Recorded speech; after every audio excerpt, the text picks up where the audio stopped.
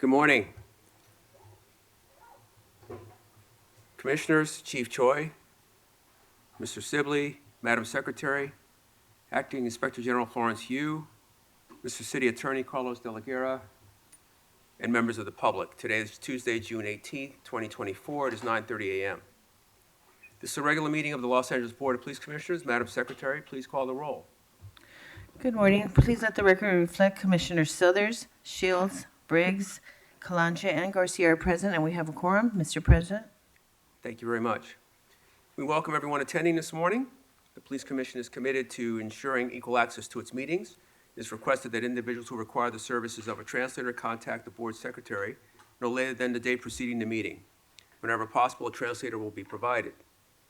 Sign language interpreters, assistive listening devices, or other auxiliary aids and/or services may be provided upon request. To ensure availability, you are advised to make your request at least 72 hours prior to the meeting you wish to attend. All public comment will be heard during item number 2 on the agenda. We will dedicate a total of 45 minutes to public comment. Members of the public will have 1 minute per agenda item for a maximum of 2 minutes total. At the request of the speaker will be given 1 additional minute for general public comment for a maximum of 3 minutes total. The order of the speakers will be a speaker in this room will go first, then we will take a speaker watching today's meeting on Zoom. We will alternate between the speakers in the room and Zoom for a total of 45 minutes. Members of the public who participate in public comment are reminded that they can speak to any item on the agenda or a matter within the jurisdiction of the Board of Police Commissioners. Public comment is your opportunity to address the board, so you are free to express your opinion on matters before the board and to generally express when you disagree with other opinions expressed. However, directing your comments to other individuals who have spoken or attacking others who have expressed their opinion shall be deemed off-topic, and your public comment period will be concluded. Members of the public, if you choose to participate in the public comment portion of the agenda, you can participate in this meeting in a number of ways outlined on the agenda. Message for those attending the meeting in person. These meetings are regular meetings between the board, the department, and key stakeholders. Meetings of the Board of Police Commissioners are open to the public. The state's Ralph M. Brown Act affords the public the opportunity to be present at the meetings, hear the presentations and dialogue in real time, and provide feedback via the public comment period. During these meetings, there is a need for the board to carry out public business expeditiously without delays or disruptions. Members of the audience shall not engage in any conduct which causes an actual disruption of the meeting. Those attending in person are reminded that disruptive behavior will be cause for removal. If you disrupt this meeting, you will be provided with 1 warning to cease disruptive behavior. If you fail to cease such behavior, you will be removed from the meeting. All attendees must be seated. Failure to follow this rule will result in a warning and/or removal from the meeting.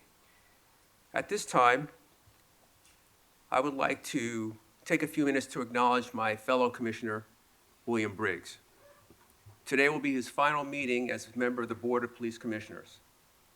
Commissioner Briggs was appointed to the Police Commission by then Mayor Garcetti on December 8th, 2020. His appointment came in what we would now consider the early days of the COVID-19 pandemic and just after the late spring international uprising after the murder of George Floyd. We were certainly in unprecedented times, and we can all agree that our nation and policing turned a corner in 2020. The gentleman sitting in front of me that's raising his hand in front of the camera, this is your first and only warning. Change has occurred within all of us, and we moved away from that way of life that we will never quite get back to. Deciding to become a police commissioner during such a time of upheaval is commendable on its own. However, shortly after joining the board, Commissioner Briggs was elected to his first term as president beginning August 2021. During his first term as president, the board passed the change to pretextual stops. This modification in the way that officers approach Angelenos, no longer able to use minor infractions as a means to find larger crimes without being able to articulate a justification, is a clear step toward keeping our communities safe without residents feeling unnecessarily targeted. Commissioner Briggs was elected by the board to his second and final term as president of the Police Commission in August 2022. He continued his leadership and pushed the department to implement the active bystandership for law enforcement, ABLE, policies. These policies address the obligation that law enforcement officers have to intervene when one of their own is violating department policies and/or the civil and human rights of individuals interacting with the police. To date, the department's sworn and civilian employees training on ABLE is ongoing, and the expectation to intervene is clear to everyone. I also want to personally thank Commissioner Briggs for his welcoming of myself and the commissioners who have been appointed by Mayor Bass to join the board. He was, for most of us, the first commissioner that we met. He welcomed us, helped us to become acclimated, and made sure that we were supported as we transitioned onto this board. Personally, he was integral to my acclimation to the presidency of the board. He provided guidance and ensured that I had a smooth transition into leadership, and I thank him for that. Commissioner Briggs, I believe I can speak for the entire board and the department when I say that we thank you for your time, your dedication, your wise counsel, measured decision-making, and your leadership. You will be very missed. Thank you, sir. Can I just echo all of those great sentiments, and Commissioner Briggs, it's just such a privilege and honor to have worked alongside you. Your dedication to the public safety in the city of Los Angeles and your commitment to service when we know how full your plate is already outside of the commission is just so commendable, and you've led by example, and I'm trying to follow that lead. So thank you so much, sir, for your service. It's been a privilege. I'll just add a few words. Thank you, Commissioner Briggs. We came on together, and we worked on equity and diversity together, training. I know training was a big part of your mission for the commission and for the department to increase training. I just want to thank you. It was great to serve under you when you were president, and we're going to miss you. Thank you for your time being in the executive. I mean, it's a lot of time to dedicate just as a commissioner, but to be president, vice president is like double the time. So I know how much time and effort and heart you put into the position. So thank you for your service. I will miss you. Take care.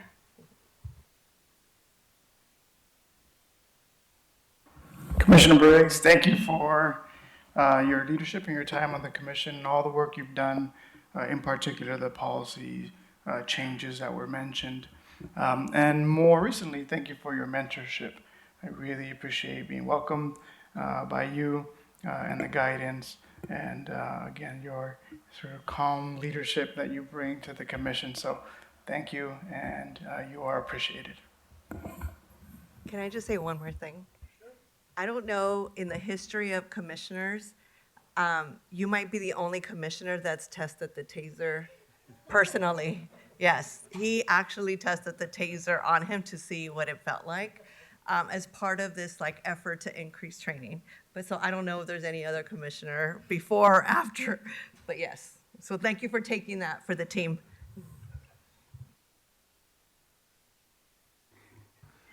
Commissioner Briggs, I too share all the same words that your fellow commissioners have said today. But on a personal note, thank you for your support of me personally and the department, your guidance, your contributions to this city and this department. Also, given your incredibly busy schedule, the time you've given us.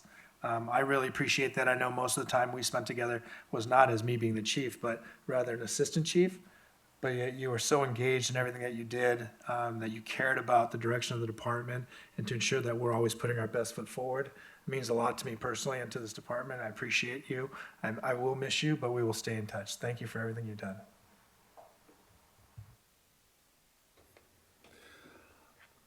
I want to thank my fellow commissioners for the kind words expressed this morning.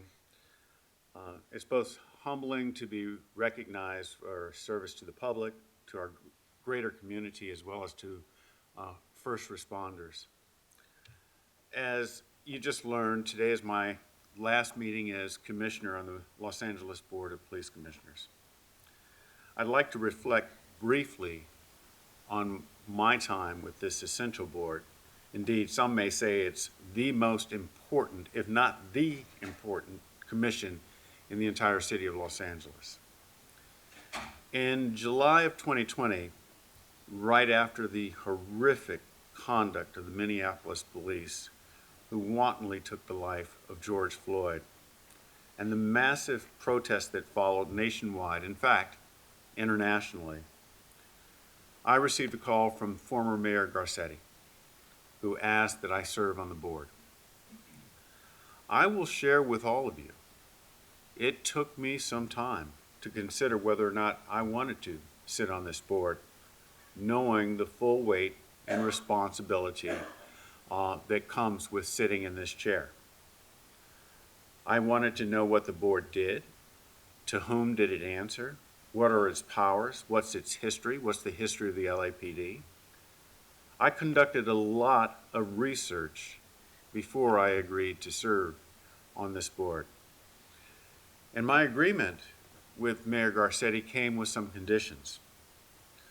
Those conditions were that despite calls from many of the protesters at the time to defund the police, there would be no defunding of the police, but just the opposite. Another condition was that there would be meaningful change within the LAPD to address concerns of the national debate of policing in America. Then the commission has to address certain policies and procedures that help change the culture of some of police officers from that of a warrior to that of a guardian for those in the community, and how to regain trust of community members. The last condition I sought was the expansion of community policing.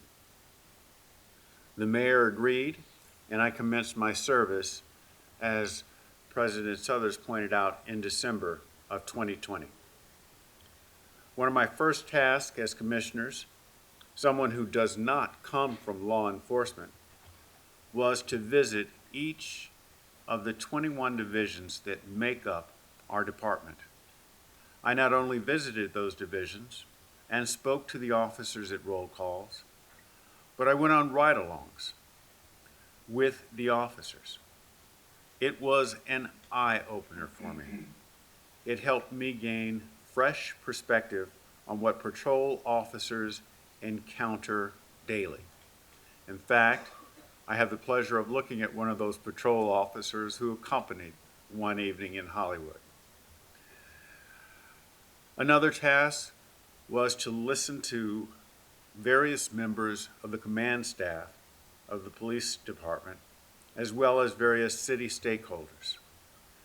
These listening sessions helped to further my understanding of the challenges faced by modern-day law enforcement.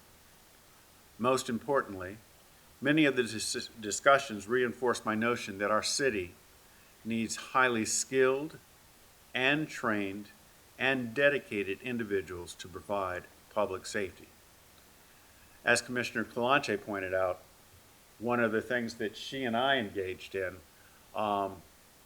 rigorously was how do we make the training program for LAPD officers the best in the nation.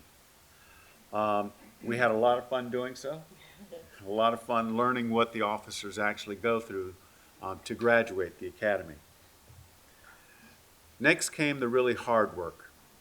I and some of the commissioners who are currently here today were charged with oversight and preparation of the after-action report on the 2020 civil protests that arose from George Floyd's murder.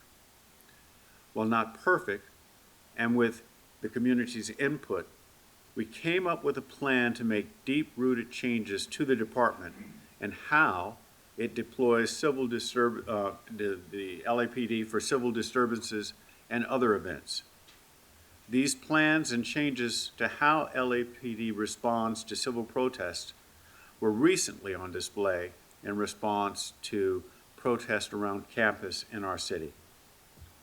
Another passion project that was mentioned by President Suthers was the adoption of the ABLE program, the Active Bystander Law Enforcement Program. This is a program that is designed to require officers to intercede if they see another officer engaged in conduct that violates department policies. But the program goes further. It is a program that is to be adopted by the entire department, whether it is for sworn or civilian personnel. And I am happy to say that the department embraced this program and has implemented it from the command staff on down, and this is a plan that will live long after I'm gone.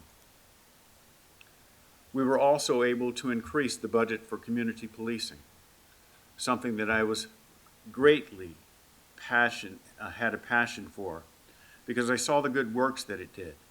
I understood that in order to get community members to trust the department, they had to trust those who were in the community, and community policing answered that call.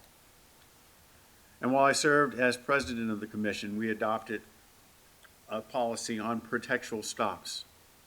Although some would argue that we did not go far enough, we balanced both public safety and the public's right not to be stopped simply because of the color of their skin. I will say this as I wrap up. None of the accomplishments would have been possible without the steadfast support of the entire staff of the Board of Police Commissioners, both sworn and civilian. I'm truly grateful for their unwavering support that they've always shown me, as well as all commissioners. None of us, not a single commissioner sitting up here, past or present, could have done their job without you. So thank you. I also want to thank each and every officer who suits up every single day. Each one of you are brave. Many of you are unsung heroes. You put your lives on the line for the average citizen, and sometimes it's not even reported. You charge into the face of danger, sometimes with little concern for yourself and solely to protect others. I know, as does all of the commissioners sitting up here, because we see your actions replayed on a weekly basis when we go into closed session and learn exactly what it is you've done that day. I want to thank members of the command staff who helped to implement many of the policy changes that have been adopted. More importantly, I want to thank you for your service, because I am keenly aware of the sacrifices that all of you make to serve our city. I want to thank the Deputy City Attorney, Carlos De La Guerra. We may not have always seen eye to eye on policies, but one thing I can assure you, the City Attorney, the Deputy City Attorney, has the interest of the city at his heart, and we were able to fashion what I believe to be better policies for the department and for the city. I want to thank the Inspector General, Mark Smith. He's not here today, but he was certainly here during my tenure as a commissioner, and he helped leave his mark on this city. I want to thank him for his public service to the department, to the city, and to me personally. I would be remiss if I did not personally thank Chief Dominic Choi. As he mentioned, we worked together since the time I joined the commission, prior to him holding his current position. And we worked long and hard, whether it was the after-action report, whether it was the use of lethal force, whether it was change of different policies via training, whether it was work to put together the city budget. Dominic was always a partner in arms, and I respect and commend you, sir. If it were up to me, your position would not be interim, but it would be permanent. To my fellow commissioners, it has been an honor and privilege to serve with such a talented group of passionate and giving individuals. I say giving because each one of you voluntarily gives his or her time to serve on this board. It is hard work. It is consequential work. Each one of you bring your life experience to this task, and the city and this department is better for it. Thank you all. Finally, to members of the audience, some of whom are present today, some of whom are not, I want to thank you too for your relentless pursuit of what you believe to be the best interest of your community and our city. Many of you believe that we simply tune you out when you take the podium. I'm going to let you in on a little secret. There are times even when you are screaming at us that some pearls of wisdom are spoken. Some special insight is imparted. None of us up here are so blind or so aloof to the notion that we cannot learn something from what is brought to us in a logical and even common sense fashion. And we take those little gems and sometimes implement them, although it is rarely seen by anyone. So please continue to enlighten members of this board with your insight. Mr. President, I cannot leave without thanking Mayor Bass for having allowed me to serve the city of Los Angeles until I felt it time to go. For that, I am forever grateful. Thank you, sir. Thank you, Commissioner Briggs, and again, you will be very, very missed by this commission and this department. At this time, we will move on to item number 1, the report of the Chief of Police, Chief Choi. Thank you, and good morning, everyone. So I'm going to start my comments today with a officer-involved shooting in Foothill Division. So on June 11th, at approximately 20:50 hours, Foothill area uniformed gang enforcement detail officers were patrolling in the area of Lehigh and Carl Street when they observed a dark-colored sedan traveling at a high rate of speed. The officers followed the vehicle a short distance with the intent of conducting a traffic stop. Moments later, the driver abruptly pulled over, and the front passenger, later identified as Alexander Aguilar Larios, exited armed with a handgun and began running through the San Fernando Gardens housing development. The officers broadcast that they were in foot pursuit as they chased Aguilar, who eventually stumbled to the ground while holding a handgun in his right hand. As Aguilar stood up and continued to flee, an officer-involved shooting occurred. Aguilar was struck by gunfire. He fell to the ground and was taken into custody without further incident. Officers rendered medical aid to Aguilar until the Los Angeles Fire Department arrived and transported him to a local hospital. There, he was pronounced deceased a short time later. No other officers or community members were injured during this incident. A 9mm handgun was recovered from the scene. The dark-colored sedan fled the scene and the driver has not yet been identified.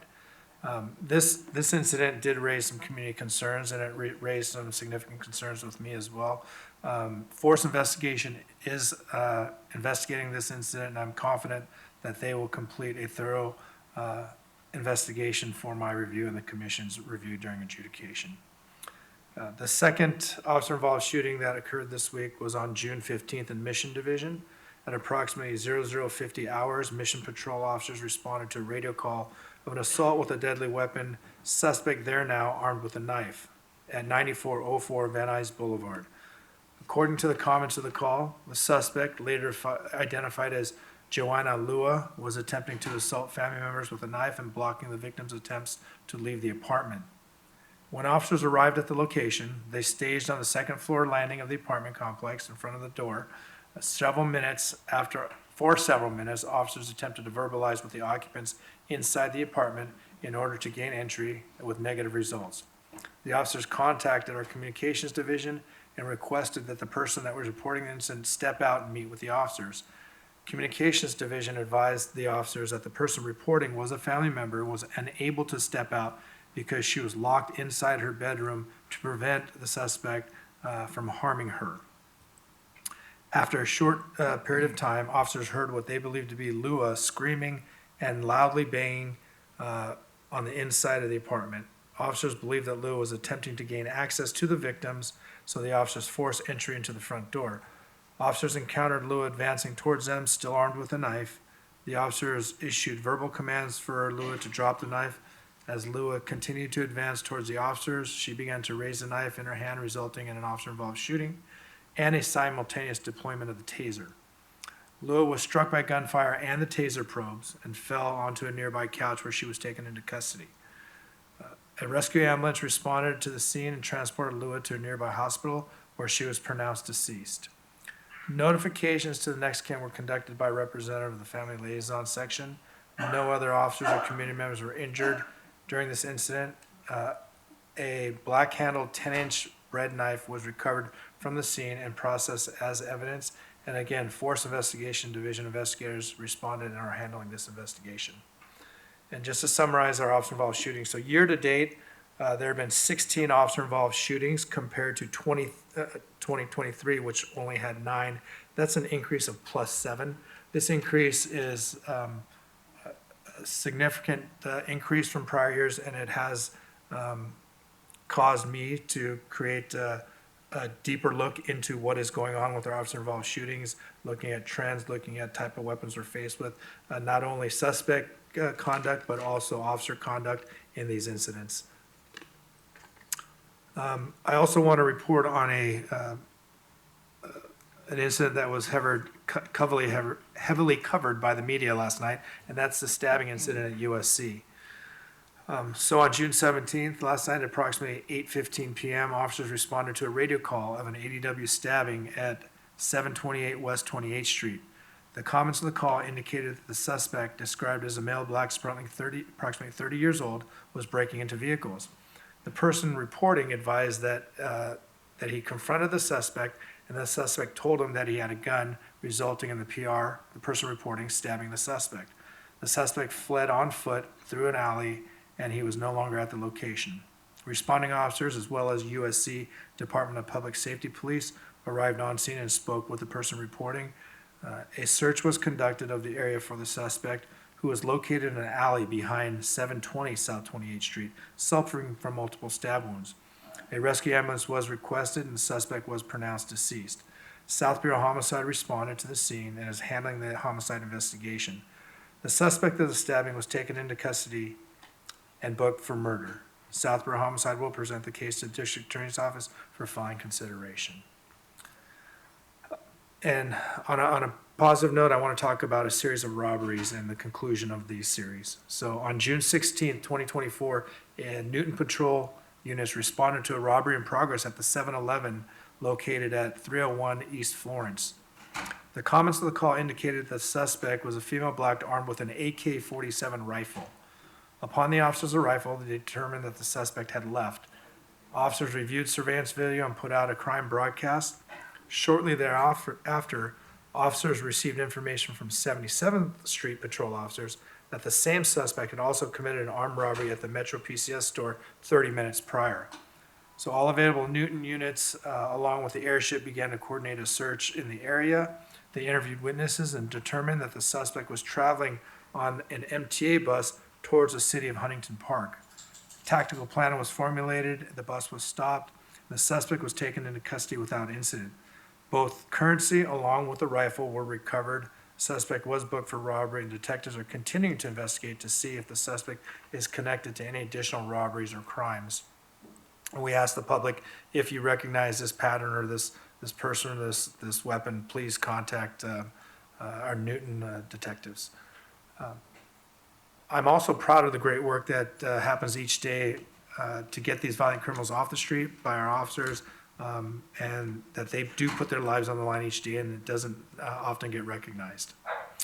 And then my last part of the significant incidents, I just want to send out my condolences, extend my deepest condolences, our deepest condolences to the family of firefighter Andrew Pontius, who has tragically lost his life on June 14th while battling a vehicle fire in the Antelope Valley area. Our thoughts and prayers are with his family as well as the entire Los Angeles County Fire Department during this difficult time. His untimely passing is a profound loss to our community and a reminder of the risks that our first responders face day to day to keep us safe. May his family find strength and comfort in the memories of his courageous service, and may his legacy continue to inspire all who knew him and those he protected. Our hearts are with you. Moving on to crime for the week. Our overall violent crime is up 2.8% or plus 373 crimes. Our overall property crime is down 3% or down 1,419 property crimes. And our overall Part 1 crime, which includes both categories, are down 1.7% or minus 1,046 crimes. Our violent crime arrests are up 1.4%, and our overall Part 1 crime arrests are up 5%.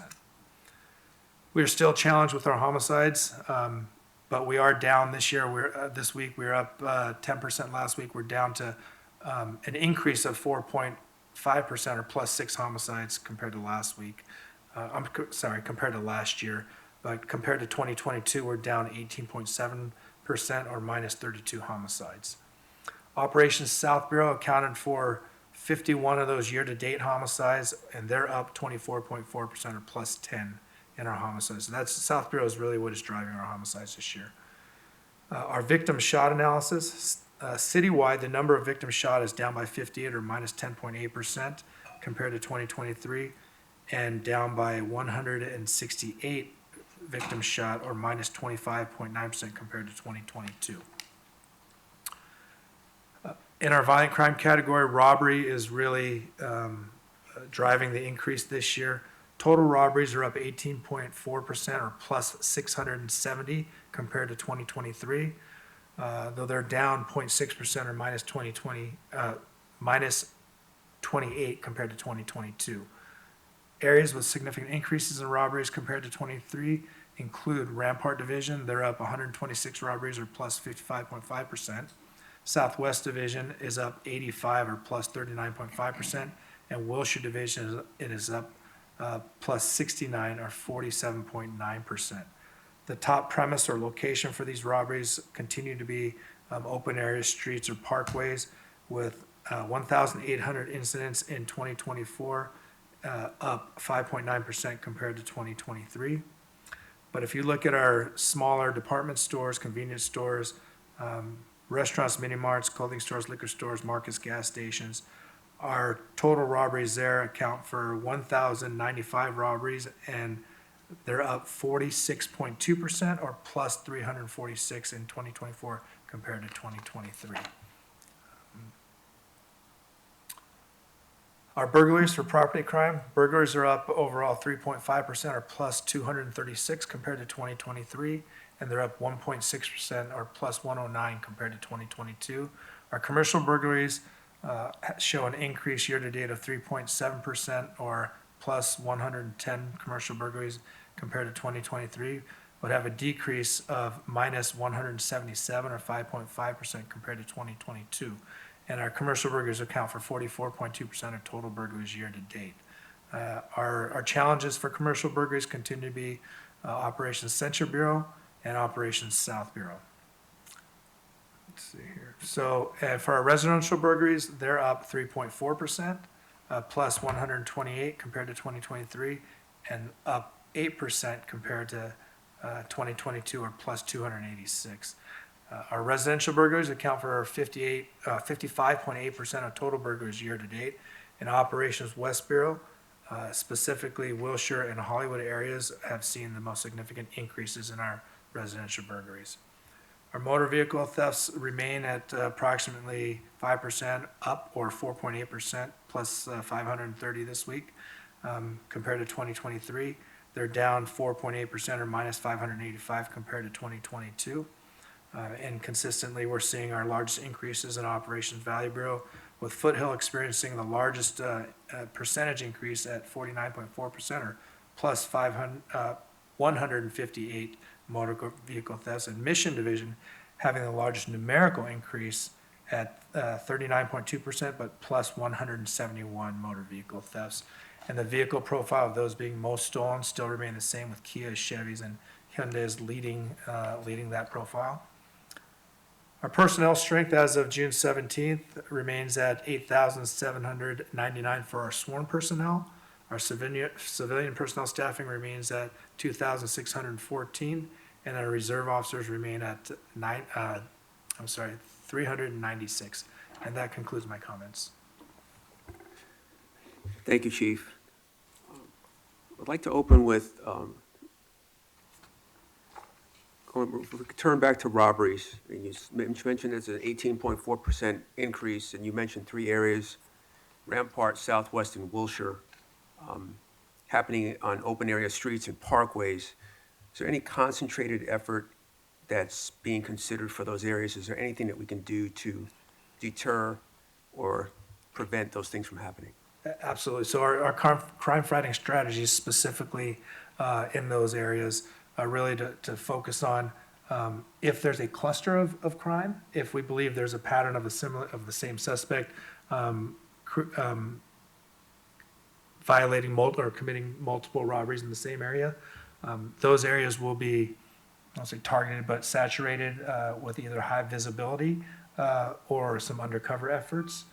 We're working with smaller businesses that have cameras and collecting all evidence that we can, but these particular divisions have a focused effort on robbery. In fact, I got off a call with our Director of Operations, Acting Director of Operations regarding these three divisions and the robberies, and I'm sure that the strategies are focusing on specifically what they're seeing in these trends to address the robberies in the area. I will tell you, I know previous weeks we talked about gun robberies. We're actually seeing robberies with firearms decrease. There's still an effort on that, but a lot of these are more strong arm or intimidation or by force. However, there's still robberies, there's still felony crimes, and we need to maintain a focus on these. Thank you. Vice President Shields. Thank you. And thank you, Chief, for the report. I too send my condolences to the entire LA Fire Department family for their lost firefighter. With regards to the increase in officer-involved shootings, it does seem like a significant increase, and I'm glad that you are looking into it. I would ask that you report back to the commission maybe in 2 weeks after you've looked at what potential trends you are seeing so that we have a better understanding of what is causing this increase. I am particularly concerned, again, with the shootings that involve people who are suffering a mental health crisis, who are also armed with a knife or some kind of edged weapon. And I want to make sure that all other efforts are exhausted before lethal use is used. And so I want to see what that type of trend is and whether that requires additional training or policy changes or something so that we make sure that the department is uniquely attuned to that concern, and particularly whether that involves trying to get more mental health clinicians out there at a faster time, making sure other resources are available if appropriate. Thank you. If I could just comment on, so just so the commission is aware, and I think you are, but to the public as well, we're early in the year, about 5 months in, 6 months in, but so these have not been fully adjudicated or presented to the commission. And we know that we always have a 72-hour brief prior to these critical incidents, and during that time, any clear or apparent need for training or tactical issues that arise, that there's direction given in those 72-hour briefs by me to make sure that timely training, messaging, policy is addressed early on. So. Thank you, Chief. And I understand that we would not be in a position to prejudge the specific instances, but to the extent we can learn something about particularly the interactions with people suffering from a mental health crisis, that would be ideal. One question I had about kind of some of the increase in both the South Bureau homicides and the robberies that we've spoken about. I've been to both the communications division to hear all of the 911 calls. I've also just recently been up in air support to see the volume of them actually trying to respond to all of the actions. And it seems like the deployment is very stretched thin. And so it's difficult to say saturate when people are going from one 911 call to another. And from all of the community input sessions that we've been conducting as part of the police chief search, we've been hearing that the community doesn't see officers around. They don't have they want actually more visibility. And you mentioned that as one of the crime fighting strategies is more kind of like higher visibility to try to help deter the robberies or, the homicides occurring in South Bureau. Is there any opportunity to potentially strategically use the Metropolitan Division or other units that are not responding to 911 calls for purposes of helping them address specific concerns in specific areas? Well, so you're absolutely correct. Obviously, everyone knows that we're trying to hire as many qualified applicants as we can, officers. And we are much smaller of an organization than we were 5 or 6 years ago. But there are strategic ways to present a show of force, if you will, or a presence in an area. For example, officers that are traveling certain routes, to and from the station, or can always divert and drive through a particular neighborhood, particular area.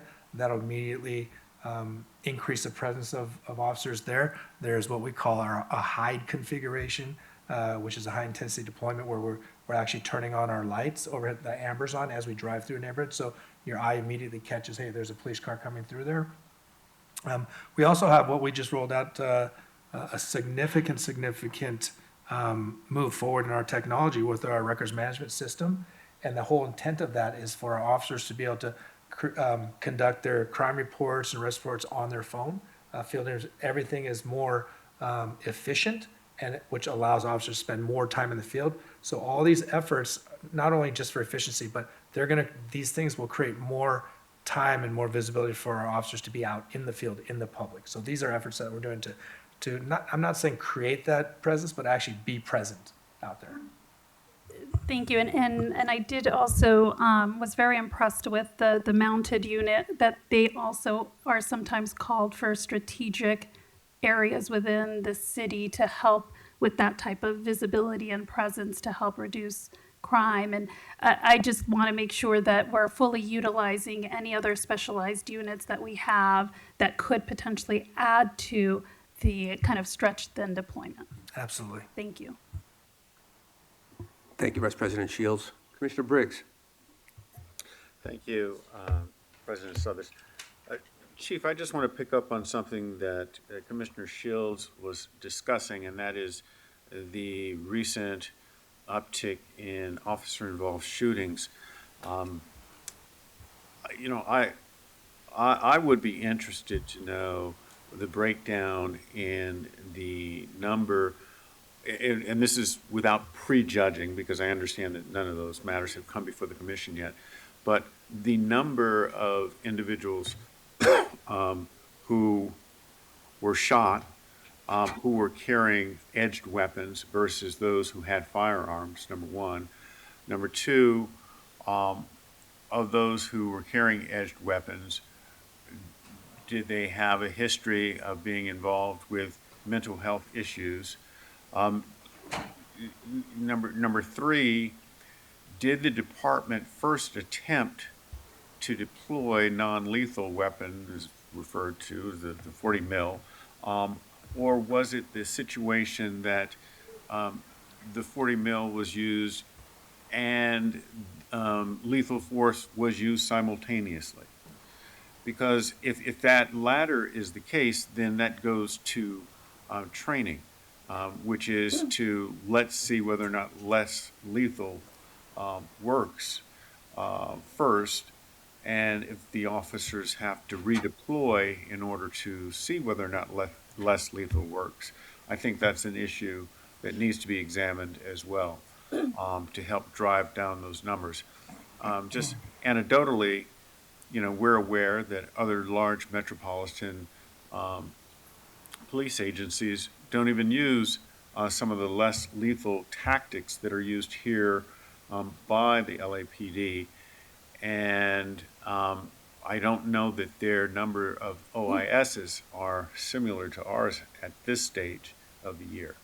So, something has to be driving this. And I think it gets back to training. So hopefully when you report back to the commission on this, you can not only report back on what's going on, but what the plan will be to prevent it going forward. That's my, Well, so I can comment on a lot of that for both your questions real quick.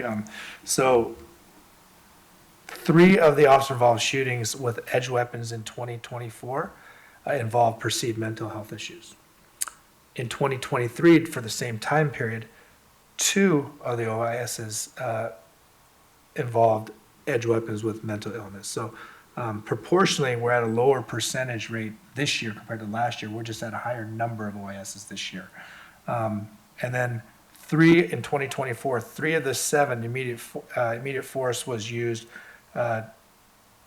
2 before lethal and 1 simultaneous in 2024. So I mean, the numbers are small, percentages are high, but every single OIS is obviously very important that we understand what's driving it. Thank you, Commissioner Briggs. Commissioner Kalanche. Thank you. I was going to add to the 2 previous requests, and you may have this information or you can give it to us later. In each of those OISs with, that involved someone with the edge weapon, in those instances, was a SMART team called or was a SMART team not available? Just so that we're understanding the need and impact of SMART teams. Because I know we're trying to build to like have enough SMART teams available, but I think we need that data as well to show when it's working and when it's available and not available. So off the top of my head, out of the 3 with perceived mental illness this year, I know for a fact 2 times SMART team or MEU was contacted. I'll have to get back to you on the 3rd one. I think, I mean, whatever information that you provided to us and with the addition of the SMART team deployment or availability, I think that would be great to have in a written report, because I think it's really important for us when we're looking at future budgets, future initiatives, just to understand the need for some of these units. And I know that anecdotally and just in conversations with the council and the mayor, there is this support for more resources to address mental health. But I think something in writing would be really important. Sure, we'd be happy to do that, but also just know that, so Department of Mental Health has this year given us 2 additional clinicians. We've added 2 additional SMART teams to our group. Oh, that's great. We have up to 6 more officers that we can assign to a SMART team. And I've talked to the general manager over there at DMH, and as soon as she can hire, she is going to assign them over to us. So there is an effort, and it's supported by everyone involved to Wonderful. increase SMART Okay. response. Thank you. Thank you, Chief. Thank you, Commissioner Kalanche. Commissioner Garcia. Thank you, Chief, for the report. Same, looking forward to a report back on an analysis of the officer-involved shootings, and as much information as can be provided would be great. And even if like we reflect back on the 2023 report, looking at some of the information that's in there, right? Like what night of the week does something like that most often happen? What deployment, maybe even the profile of the officers, or the young officers, or the more senior officers, really all the dynamics that can possibly be provided to help us understand what it is that these officer-involved shootings have in common, and potentially comparing it to 2023 and say, okay, what are the similarities and what are the differences? What's new or different that's happening that potentially is causing the increase? Yeah, absolutely. I will do my very best as my personnel will to give you data and information on these incidents that could potentially lead to good solutions. I will tell you, these are all open investigations and they're personnel matters, so I will be limited on in kind of where you're alluding to a little bit. But we'll give you the best that we can. Okay. Also, if I can ask, for the officer-involved shooting that occurred June 11th over in the San Fernando Gardens, being that there are additional resources there with CSP, what type of follow-up has been done with the community? Have there been maybe engagement of some of the youth in the development, or some of the families, mental health services, and specifically engagement with the officers. Yes, there's been significant engagement and discussions with community members by our CSP officers, as well as HACLA and HACLA reaching out and engaging with the community. GRID has been actively involved. So all the resources from the city family are out there engaging the community members. Our family liaison is in touch with the family, the victim's family as well. And so there's a robust effort to continue that engagement. Well, CSP is there, so it'll be going on indefinitely. But our senior leads, our captains have been out there, so there's been a lot of engagement. Thank you. Can I ask really briefly about that? Just for my own information, was the victim a resident of San Fernando Gardens? The victim's family, the decedent's family, is a resident. Not sure if, So he didn't. we're not sure yet. Okay. Still investigating. Thank you.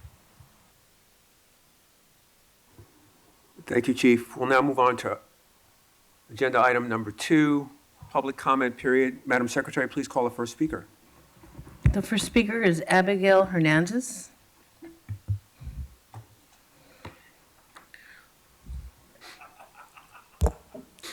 Morning. First of all, thank you for the good work of Commissioner Briggs. I remember the first time I saw you on the online commissioner video, I was so scared. I was like, this is another police defounder. But I did, turns out you are one of the big supporter for law enforcement. Thank you very much for your service. I want to talk about the robbery, because the chief's report mentioned about robbery and follow home, because every day, literally, when you turn on breaking news, it's literally daily, every couple of hours, there's a follow home robbery. From my point of view, there are multiple reasons, because nationwide there's a crime increase, but there must be a reason regarding the police response. If a criminal wants to commit a crime, do they want to go to Glendale because they know when somebody call 911 within 3 minutes, Glendale PD will show up? Or if the criminal wants to go to city of LA, when they call 911, they know the police is not even get there until 10 minutes later, sometimes longer than that.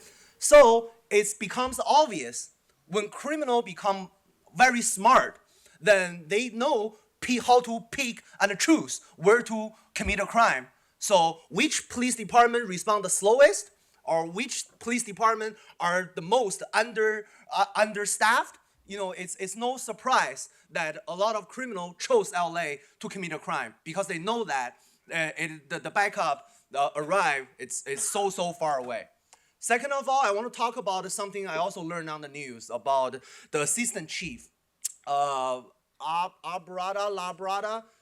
I read the report that the Ontario Police Department refused to file any charges because insufficient evidence. The District Attorney's Office refused to prosecute due to lack of evidence.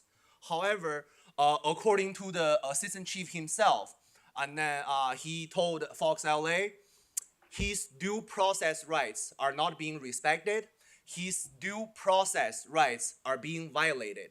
So, Commissioner Briggs, I believe you said you worked really hard in training and recruitment. And then I want to ask you, is that a good message for all new recruits? If LAPD is not respecting assistant chief's due process until a full investigation completed and then immediately terminate the second day, do you believe that more recruit will apply to LAPD? Do you believe their new officer will believe their due process rights will be fully respected? I really wish that we can have a full investigation in order to determine who is right and who is wrong. Because Commissioner Briggs, last week you said we live in an area that somebody making one sentence statement can end someone's career. Thank you. Next, we have caller 1264.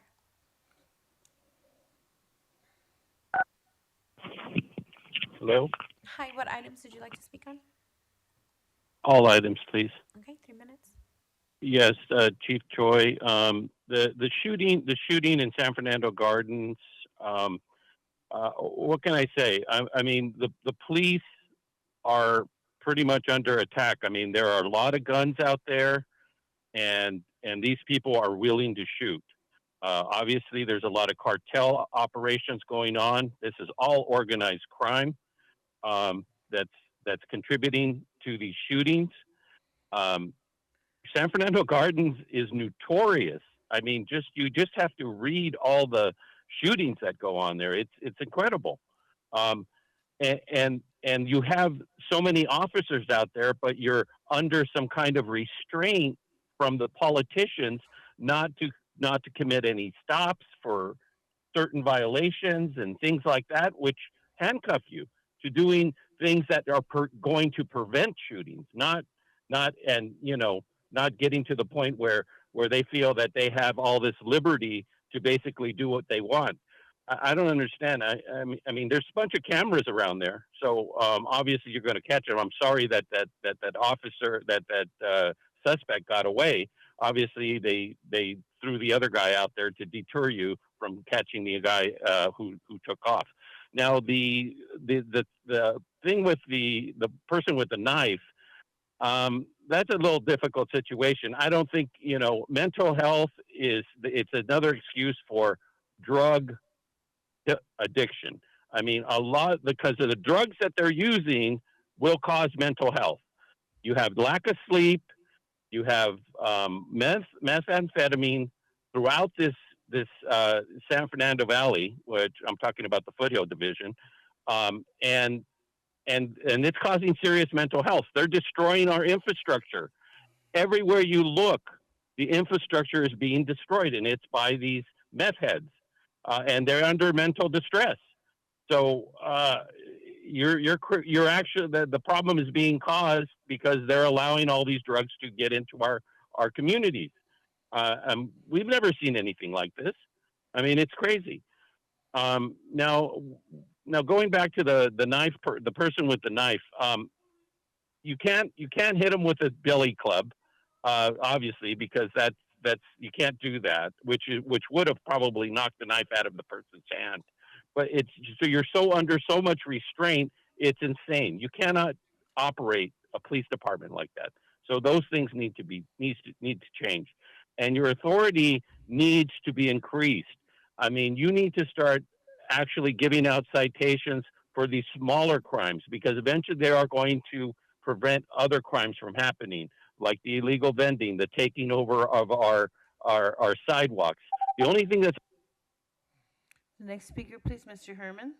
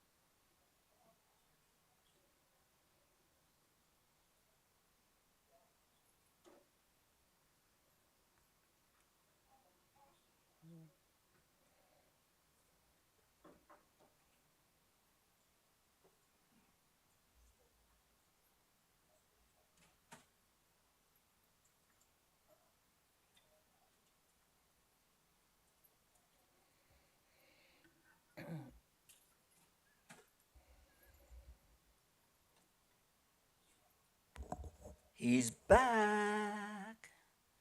So, regarding the mayor and the city council, unfortunately, as I'll put into the record, so long, Briggs. Now that issue's over. On item B for the record, department report. Fuck the report.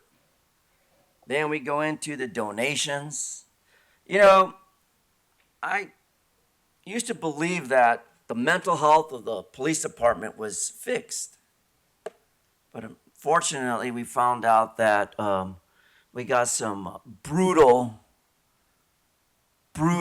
people that work for the police department that don't know how to keep their hands off of other people's. And I was going to donate $666 from my EBT card. Now, I'm going to deny that for the record. So, fuck your donations. Then you go into the bullshit of the fucking racing.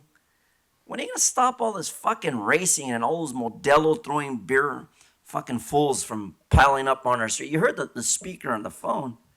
He said, what the fuck's wrong with you guys that you don't see the clear picture of what's happening? Huh? Why is that? And by the way, for the record, I have all these documents. One for Errol Southers, Russia, William Briggs, so long, nigga. Maria Liu, Attorney General, and the Chief of Police. And the reason is because you don't learn from your issue about de-escalation. Was there a probable cause to forcibly shove me out the goddamn door like you did the other week? Was that good? You know, the taxpayers pay all this fucking training for you to de-escalate, but you motherfuckers rather put your hands on a white nigger too, like myself. Why is that? Is it because you don't like me because I walk around with the Donald Trump flag? Is that why, Briggs? Is that why you're leaving? And what about you, Southers? What about Brandenburg versus Ohio? There's nothing offensive. Bagdasarian versus the United States. That's what's in this paperwork here. Shoot the fucking nig. That's not offensive. It's not a threat. There's a standard and an objective, and you haven't met that criteria. Also, look at the case of the Red Chief, Michael Hunt. Case number 1207261 DSF SHX regarding Stephen Road. Now, whether or not you like what we were or what we say, bottom line is NWA, fuck the police.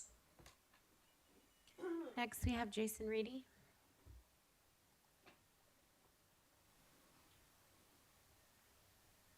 All right. So let me start with, so the LAPD had Ronald Reagan open up his Father's Day video. The same man who called Africans monkeys and said they were still uncomfortable wearing shoes. The same man who called black women welfare queens. The same man that stole countless black fathers from their families. Black communities are still reeling from Reagan's harmful policies. Now, the LAPD claims to stand with the LGBTQ plus community, so they chose to platform Ronald Reagan during Pride Month. The same Ronald Reagan who sat around and did nothing as the AIDS crisis developed into a full-blown epidemic in the 1980s. You all seem old enough to remember that the city of San Francisco had a bigger budget to address the AIDS crisis than Ronald Reagan's budget for the entire United States of America as AIDS ravaged the gay community in the mid-1980s. But it's clear that the LAPD doesn't care about being associated with racists. Look no further than the LAPD partnering with the William H. Parker Foundation for their Less Lethal Expo at your academy on June 6th. The same William Parker who compared those rising up during the 1965 Watts Rebellion to monkeys in a zoo. The same William Parker who said Mexicans were not too far removed from the wild tribes of the inner mountains in Mexico. The same William Parker whose name graced your headquarters for 43 years. The same William Parker who reflects the views of the previous speaker at the podium. Now let's talk about LAPD's supposed transparency. Your pigs consistently post broken Twitter threads when reporting information on your shootings and killings of community members. It's textbook LAPD to make information about your harm convoluted. You have a parcel of pigs getting paid at least $140,000 a year who can't put together a simple thread on Twitter. What's your excuse on that one? Now, Rasha, you said you have a particular concern about LAPD shootings of people in mental crisis. I've detailed how the LAPD, when dealing with people in mental crisis, have prioritized pigs taking point in those situations who have a history of shooting and or killing people in mental crisis. Your training is to kill, so we don't need to be paying for more training. And finally, to Billy Club Briggs, let me enlighten the public with my insight on you. Even though you're not in the room, I'm sure you're going to listen. You are a white supremacist. You say you don't come from law enforcement, but your brother is LAPD. You are part of the LAPD family. You have referred to the LAPD, a department you claim to oversee, as us countless times. And you know what I'll remember most about bootlicking Briggs? I'll remember how you made up a rule that I couldn't stand on the right side of the commission room with my infant son. I'll also remember how you delayed the commission going back to in-person meetings for 9 months after every city council in the area made the decision to return back to in-person meetings. And to the Sammy Sosa wannabe, your wish that your skin was white may one day come true. I mean, you've worked your whole life to make that happen. Briggs, you are an enemy to the people, a black face on white supremacy, and good riddance to this Uncle Ruckus motherfucker. See y'all next week. The next speaker, Wayne Spindler.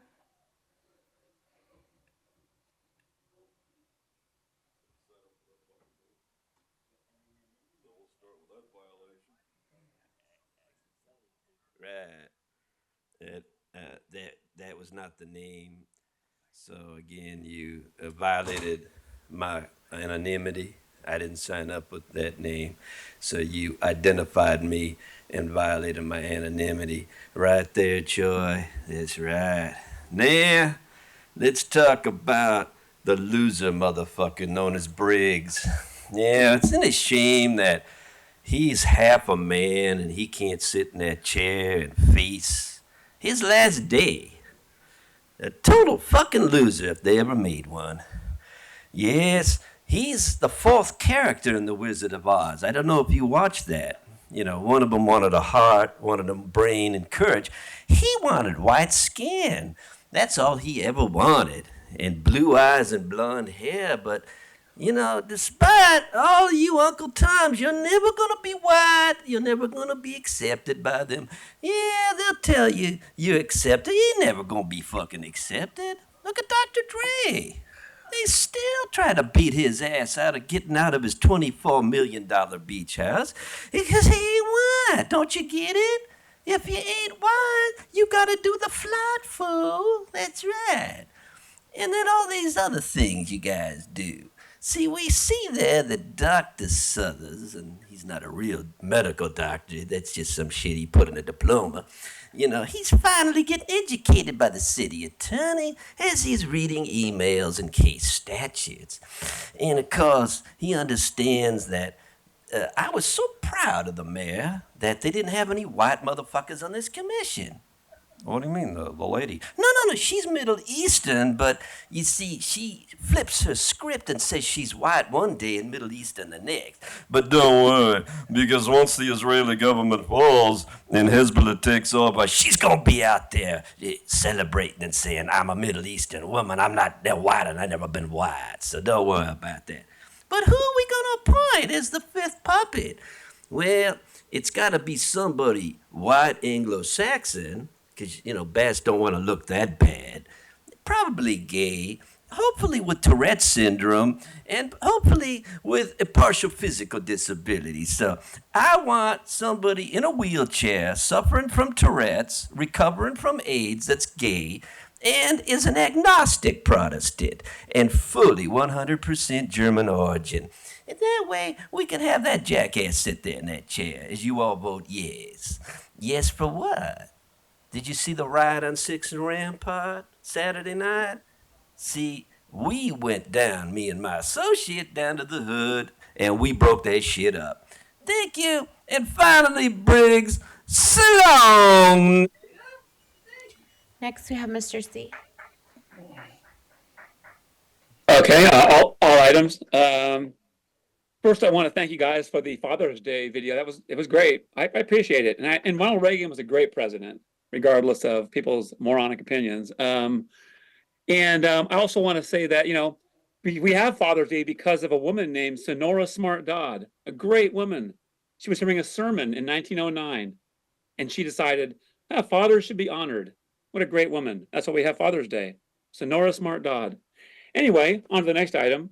George Floyd, the criminal, you guys always worship. I don't know why you worship this guy. His rap sheet's so long. I mean, the guy was just a scumbag. And you guys worship this guy. Derek Chauvin's in jail, and he shouldn't be. I mean, really. I do support the police. I think they're good, but not all police are good. Some are good and some are terrible. I support the ones that are good and follow the law themselves. If you're a cop and you don't follow the law, you're just garbage and you don't belong in the police force. You have no business as a police officer if you don't follow the law yourself. And during our great Pride Month here, well, you know, pride being the biggest sin there is, it was the fall of mankind, pride. Let me read Romans 1:26 here.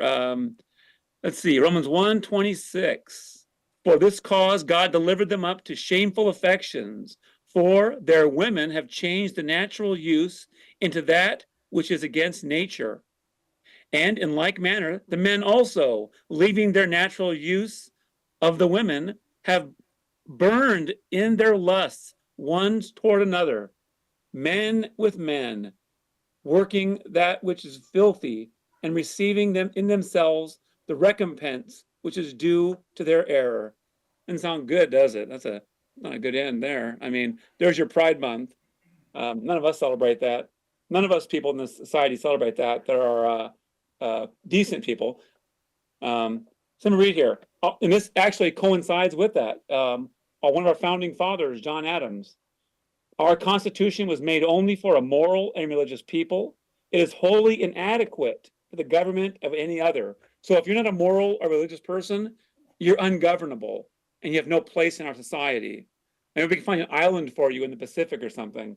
Maybe most of you guys can go there too that support this pride agenda. We'll just send you out to some atoll in the middle of, well, we'll call it the A-hole in the middle of the Pacific, and you can go live on that. And, you can make cars and be like the Flintstones and live on some, desolate island and hopefully run out of food quickly. Let me continue on here with my a celebration of your Pride Month, my Sacred Heart of Jesus Month. It's been what? It's been 3 years, 11 months, and so many days since the Father. The next speaker, Jonathan Foster.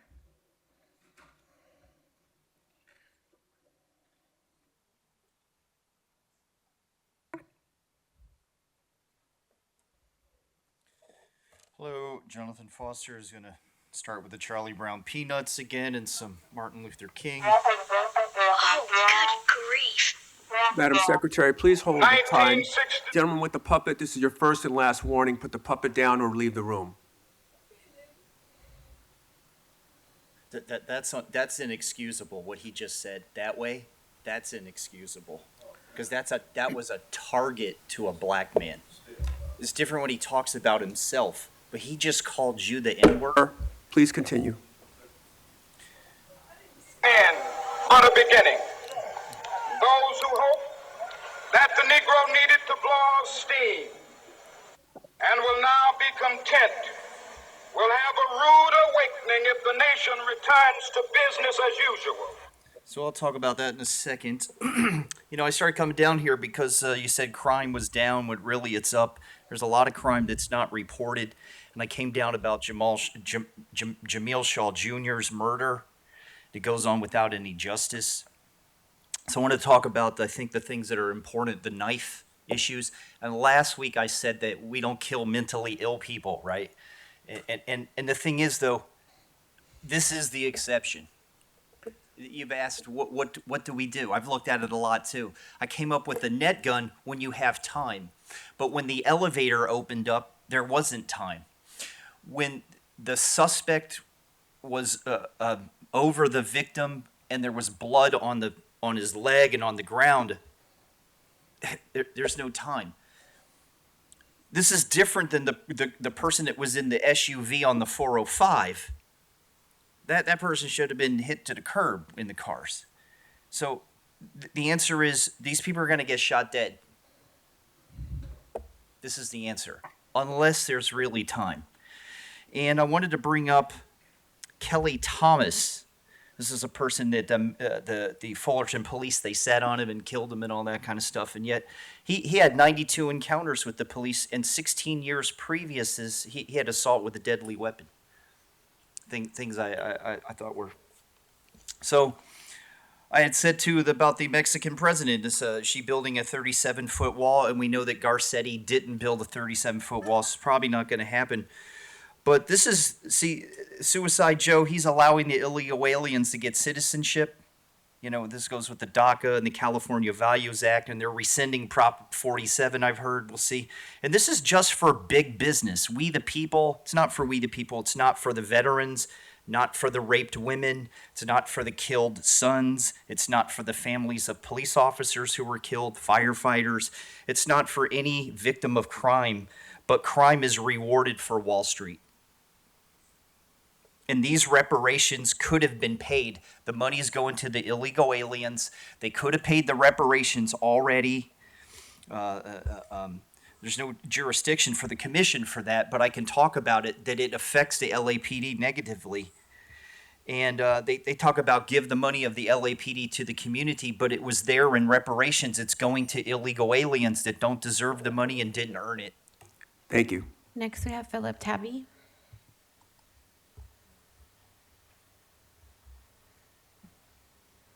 Good morning. All items, please. Okay, 3 minutes.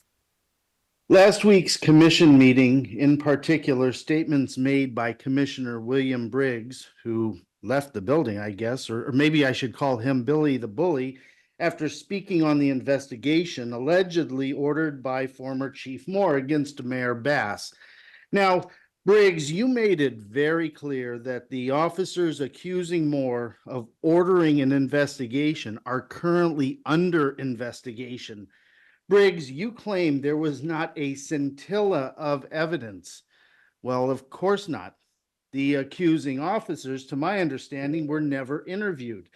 Instead, they are, according to you, under investigation. What kind of message are you trying to send to the officers with a moral compass and want to do the right thing? And it's obvious this outcome of Moore being found innocent was decided a while ago. As soon as Chief Choi became interim chief, he promoted John Shaw, the same officer that conducted the investigation into Mayor Bass. Briggs, last week you said Chief Moore did not order the investigation into Mayor Bass. However, Florence, you, with the IG's office, stated that the allegation into Chief Moore directing the investigation of Mayor Bass is unfounded. Directing and ordering are two different words. If it was a he said, she said between officers, it would have been non-resolved at best. But Briggs wants to shame whistleblowers and wave his finger in their faces like he stands on moral ground. For what shall it profit a man if he shall gain the whole world and lose his own soul? Mark 8:36. Briggs and Kalanche were on this commission when Moore was found drunk in Vegas at Carmine's, on tape stumbling, even greeting young LAPD officers. Moore admitted he was not very presidential that day, but this commission found his behavior unfounded then as well. I don't think the police commission has ever found Moore guilty of anything. Moore even took a header in the auction room during his own Christmas party, but Briggs will do anything to run cover for former Chief Moore. Briggs, you are corrupt. You do not have a scintilla of credibility. You will only be remembered because you will be an example of how not to act as a commissioner. Fire Liz Rhodes, and God bless the LAPD. Yield the rest of my time. The next speaker, the Red Chief Hunt.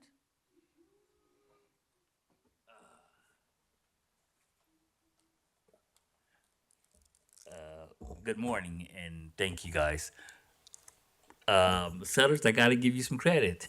You really listened. Dow versus the city of Los Angeles. The best you can say is nothing. Thank you for following the law. You can't be on both sides of the law. Either you're gonna be on this side or you're gonna be on this side and listen. Whatever the people are saying, whether it's constructive criticism or whether you don't like it, you still have to listen. And some of the stuff I don't like and some of the stuff I don't care for, but I still listen because I want to make a better LA. I come down here with an agenda. Number two, they keep on writing me these 35-cent tickets and saying that I'm trespassing and things like that, which is really ridiculous. I'm a senior citizen. I didn't pay for that Metro line probably 5 or 10 times, and all that eminent domain stuff. And any time that you have to write your senior citizens tickets and the kids tickets, then you're going to lose your vote. Karen Bass is going to lose a lot of votes. Because it's the senior citizens that get out and vote for. The senior citizens is not causing the problems on the Metro. what happened in the universal thing is the time response. If it takes you 35 or 40 minutes to get to a victim that's been stabbed, you are sure they're gonna die. And that's where the real problem is, that the time response with LAPD is really bad. We did a survey, and it took them an hour and 15 minutes to get to my house, and I live in the South Bureau, so I know that the timing. Now, when I was in the valley and I was acting up, it took them every bit of 10 minutes to get there with 20 police officers. But when I was over here and I needed the police services, it took them an hour and 15 minutes. My address is 1442 West 60th Street. If anybody want to check it out like Michael Moore did, that's not acceptable. That's not good policing. Another thing is we can't reduce crime on the train if we keep on targeting our senior citizens, because it's not the senior citizens that are committing the crime, it's the people with the mental illnesses. And if you don't have police officers out there at 4 o'clock in the morning when that train opens, then you're gonna keep on having trains. Me and the chief talked about this several times before, but it's not the older people that are causing the criminal activity. Fair invasion is not criminal. You can't treat a civil penalty criminally, else you would lose the right to due process. Hunt versus the city of Los Angeles, and where we took you guys to the cleaners 3 times, to the right to due process. You can't treat a civil penalty criminally, else you would lose the right to due process. And no matter how you try to reframe it, trespassing, whatever, it's not right. I'm an expert witness in court. I can go in court and testify against that. Next, we have Steve Riley.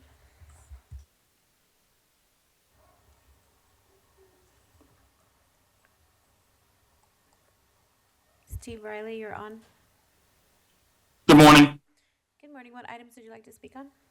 All items, please. Okay, 10 minutes. I'd like to start off with acknowledging the tragic death of LA County firefighter Andrew Pontius, Pontius. Condolences to his family, his partners, and prayers for them. Our public safety partners. We often don't talk about the firefighters, but they are LA's bravest, and it should be acknowledged. Thank you, Chief Choi, for acknowledging that. My theme today is common sense for the common good. Common sense for the common good. If you notice, the room that you're in now is mostly empty. That's because the meeting takes place, and this has been commented on many times, at 9:30 in the morning on a Tuesday, where people are going to work, going to school, and going about their business.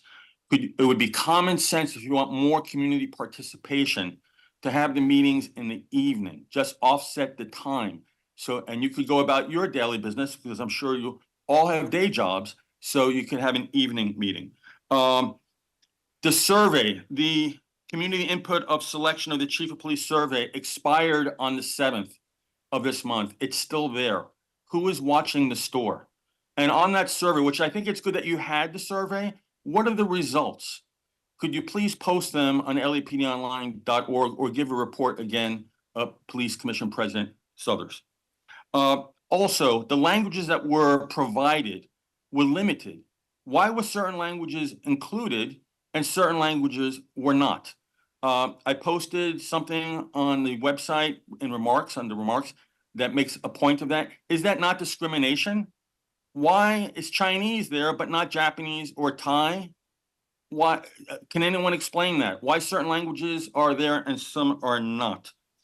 Thank you for the acknowledgement of Father's Day. That's an excellent video. Fathers, strong fathers create a strong nation. Fathers in the family help to prevent crime. Family formation prevents crime, and strong faith prevents crime. For the Board of Rights reforms, keep the Board of Rights civilian to avoid the politics, internal politics of the LAPD, because that does go on. Talk to the Police Protective League. They have the greatest amount of knowledge on that subject. Let's see. With regard to Briggs, Briggs is the only police commissioner that ever interrupted me. I said I was off topic. I was not. But sir, I wish you the best. I respected many of your comments. Many times we disagreed, but I think I respect you and thank you for your service. You might want to have your brother come in and take your place, since he is LAPD. Someone should take the place that has experience in policing, maybe a retired officer, someone that knows the culture and can speak from the inside. 1 out of 5 would be a good representation. God bless the LAPD. The next speaker, Patricia Mendoza.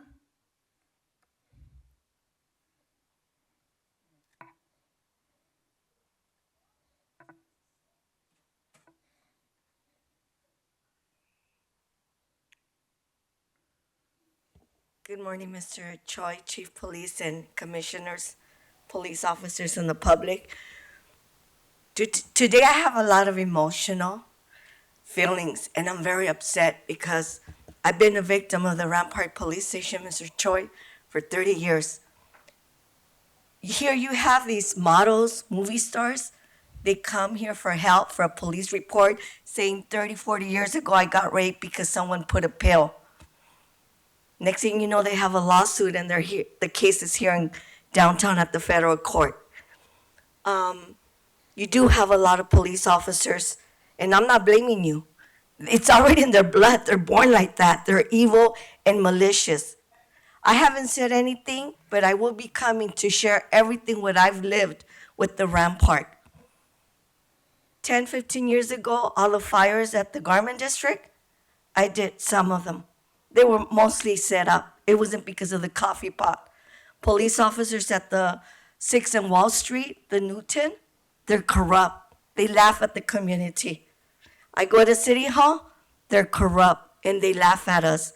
And the one thing I want to share with all of you, I'm not trying to be a snitch, but I think it's time for me to share that. I have no respect for the prior mayor, Garcetti, my city council, Gil Cedillo, and all those people. When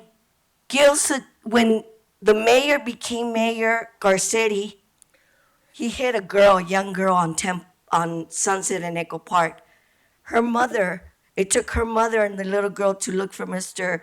Garcetti here at City Hall for like a year, 2 years, so he can be responsible for the bills. I kept my mouth shut. Gil Cedillo, he sold us out. He has all these buildings that he constructed around where I live. My house is falling apart. He blocked the view of downtown, and it's against the law. Jose Huizar, I hope he's in jail, but I want to investigate. And I think all these people that have been sitting at City Hall, they should be investigated by the federal because they've done a lot of harm and damage. And I would like to share with you, Mr. Choi, I read a book at the library in downtown 20 years ago, written by a military that was brought here when he was little. He talked the greatest about Los Angeles. He wrote a book saying that the government had plans for downtown Los Angeles. It was no longer going to be the queen of Los Angeles. It was going to be the city of the devil. What I don't understand, why is it that I am forced to also see all these people doing heroin on 6th Street in Alvarado, outside Food for Less, and all these people are getting away with so much crime? I don't feel sorry for the homeless. People need to be hired that have experienced 34 years, 40 years dealing with these kind of people. Bring them from all over the world. I don't mind. Thank you, ma'am. The next speaker, please, Matios Cadey.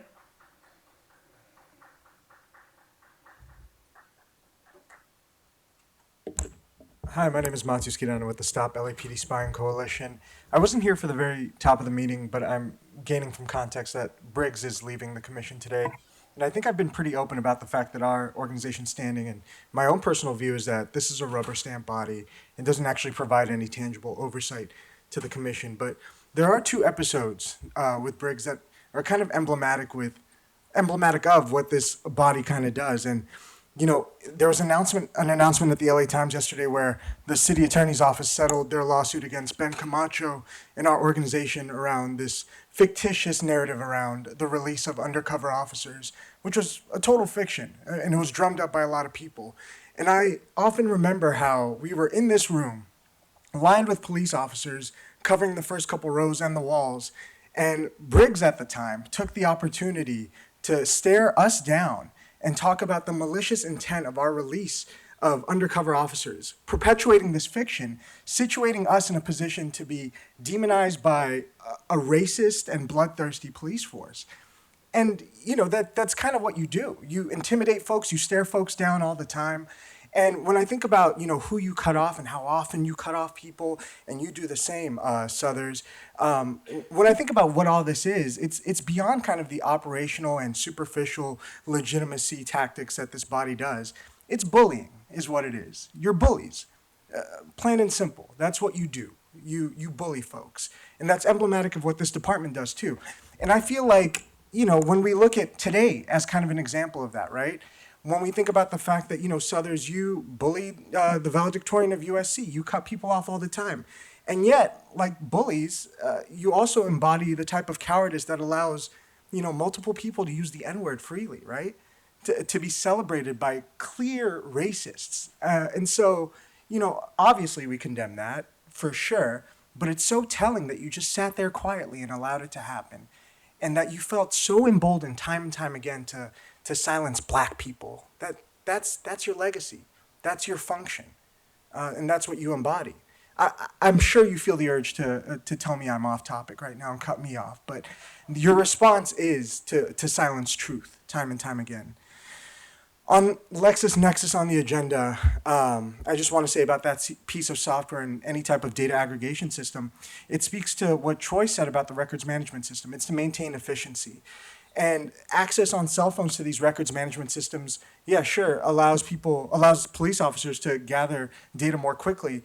But a selling point by Motorola Solutions and other companies that offer these technologies is that it also, ensures criminalization. That is a selling point. By having access and connecting data in these ways, it allows the police force to criminalize black and brown communities more easily. And that's. Thank you. The next speaker, Hamid Khan.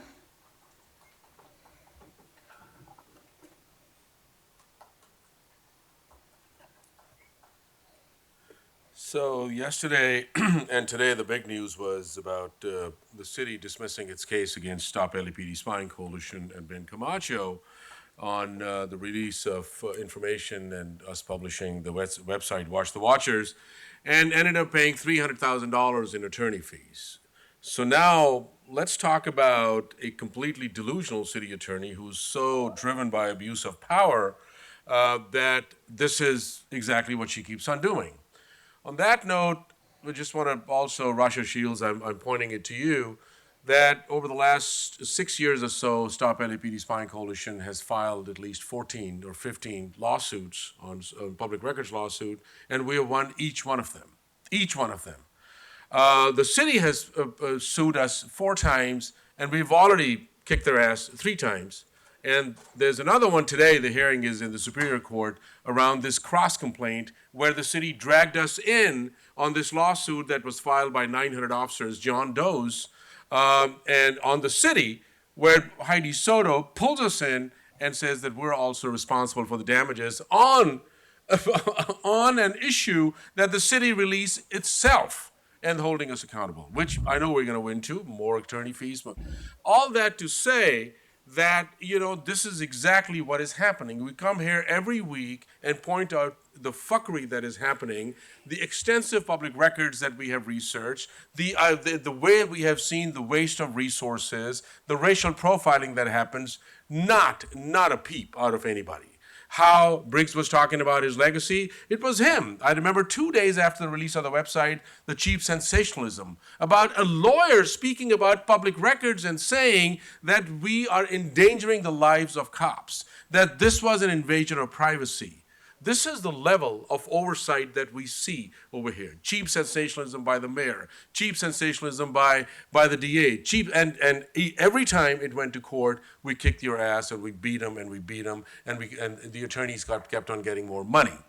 So this is the conspiracy and manipulation. It was under him back in September of 2022 that Special Order 11 was passed, which was the information technology acquisition things, which we clearly, through public records, showed that the email exchanges between a police consultant in Oakland and the ITB, Jim McMahon, and his deputy were sent to him for him to act as a representative of the community in Los Angeles.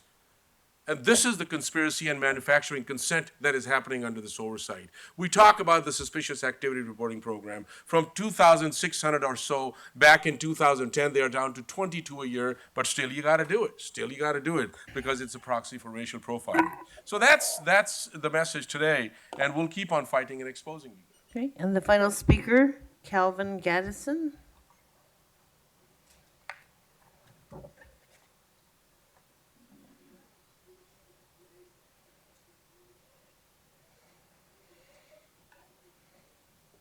How you doing there? Yes, my name is Calvin Gaddison, and I previously lived 1 block away from the police station. These incident reports, this is only some of the ones I have. Nothing was ever done on them. Now, I moved to Mississippi in February of this year. While I was there a week, my car got taken off a parking structure. My trailer got broken into, so I had to come back to LA. I've been here since March. I have about 4 more police reports. Nothing's probably going to be done about them. Matter of fact, on my first police report in February the 2nd, I had to call Mr. Choi's office. I had your card from the previous last year I came, and you had to tell the officers to take the report over the phone. So I took my report over the phone February the 2nd. However, February the 4th, they had broke off to my trailer, so I had to come down here to handle the business. Now, I've been in LA since March. I just got shot the 2nd of this month. Almost killed. Police report, no officers contacted me from the hospital. And it's bad. I'm at a stage now to where I'm really contemplating, what do I do? Do I take a gun and go get the guy? Or do I leave it into the police hands? I went to Mississippi last I stayed February this year, and I was rendered homeless. I took my packet, my Section 8 packet to Mississippi, and they just took my packet. Now I'm homeless, 68 years old, and I'm homeless, sleeping in my truck in Los Angeles. And the only thing I get out of this issue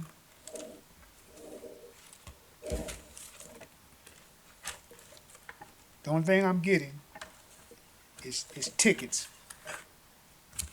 Tickets. And they're talking about towing my vehicle today.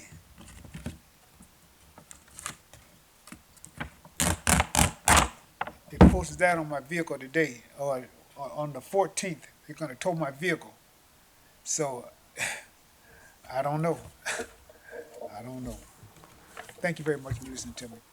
Thank you. If you can just meet with this detective here, he'll get all your incidents, so we'll look into it. Okay, thank you. Also, if you would prefer to speak to someone who's not part of the department, we have a representative from the Inspector General's office who can take your complaint.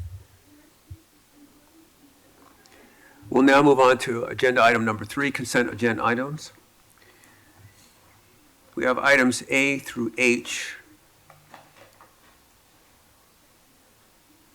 I may take these one at a time. I'm going to I have a comment on B, D, F, and H. Let me go one by one to see if there are any comments on A, C, E, or G. Vice President Shields? No, thank you. Okay. Commissioner Garcia? None, thank you. Can you say those again, please? Sure. Are there any comments on items A, C, E, or G? Okay, no. Okay. Commissioner Briggs? No. So I would move that we adopt the recommendation for board action on items 3A, C, E, and G. Is there a second? A second. Moved and seconded. All in favor, say aye. Aye. Motion carries. Let's go to item 3B. department's report relative to the 2023 Paul Corberdell Forensic Science Improvement Program. My request on that particular agenda item is I'd like to ask that the Forensic Science Division come back before the board with a presentation to the board describing their work. The report was pretty comprehensive, but again, I was a little unclear with regards to what they do, what their needs are, how things are being accomplished, and what they would also need to make sure that that work is accomplished in a manner that's acceptable.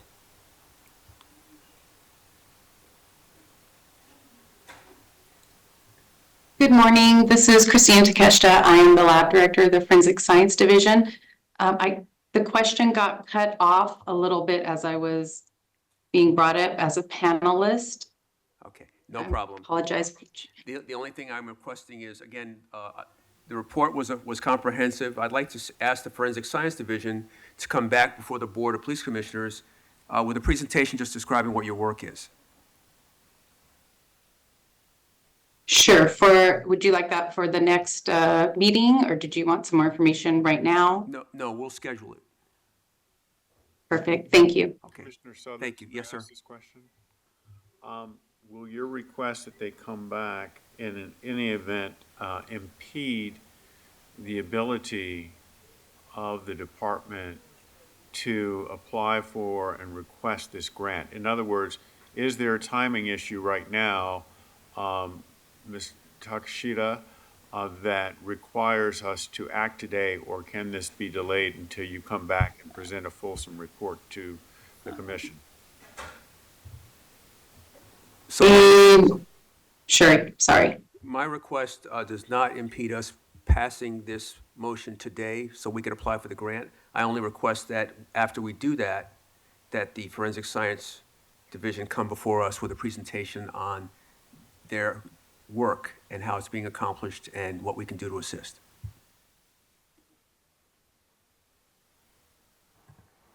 Would you like a presentation on the entirety of the Forensic Science Division, or specifically the Firearms Analysis Unit? We'll take care of the presentation. I'll coordinate with you, but understood on the donation for today. Thank you.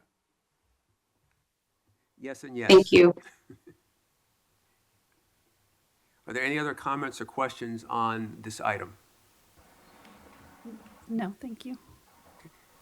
With that, I would move that we adopt the recommendation for board action for item 3B. Is there a second? Second. Moved and seconded. All in favor, say aye. Aye. Motion carries. Item 3D, I have just a simple question. That's the item regarding the donation for $10,000 to our LAPD elite running team. If you go to page 5 of that particular report, we are going to purchase radio equipment for $500. My only question is, are we purchasing new radio equipment annually, or is this something we're going to purchase that will be used next year and for years after? Chief? Good morning, sir. That's a one-time purchase for radio equipment for them to communicate with each other with vans for the drop-off. Okay. That's what I thought. My only other question then would be then, what did we use last year? It's a good question. I don't know the answer to that. Okay. Fair enough. Are there any other questions on this item regarding our running team? Okay, thank you, Chief.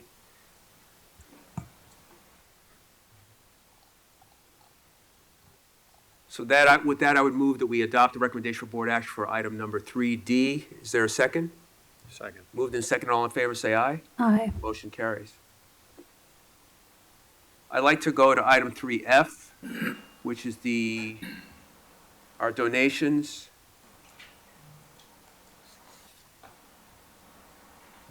We go to our donations on page 3.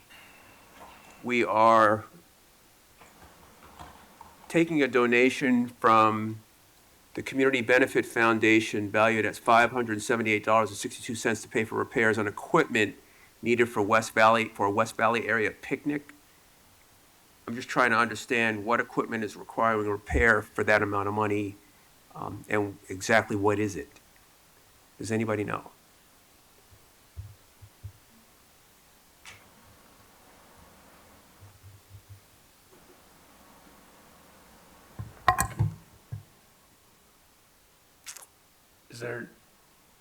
Is there an OO representative coming on, Scott? Do you know?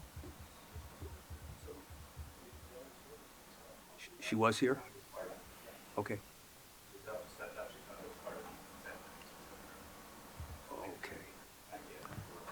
Okay. Okay,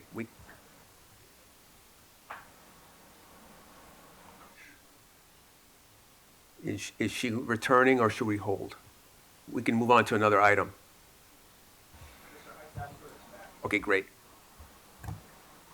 In lieu of that, I only have one other item that I pulled. It was item 3H, relative to travel authority for the chief. Chief, you're going to be going to Paris, and you should be going to Paris. My only question is, shouldn't Deputy Chief Kowalski also attend as the head of the Counterterrorism and Special Operations Bureau, since I would imagine our focus in Paris will be on counterterrorism and security, and I just wanted to ask if he's going or if not. So he is not going. However, we do have representatives that are going for the security plan and planning for 2028. Those are other representatives that are in charge of the strategic planning group. They will be here in 2028 and they will be part of the games as the security footprint. I am going because we are sending 30 reserve officers to actually work as a security presence within the games over there to oversee them and also look at the planning and the footprint myself. Okay, thank you.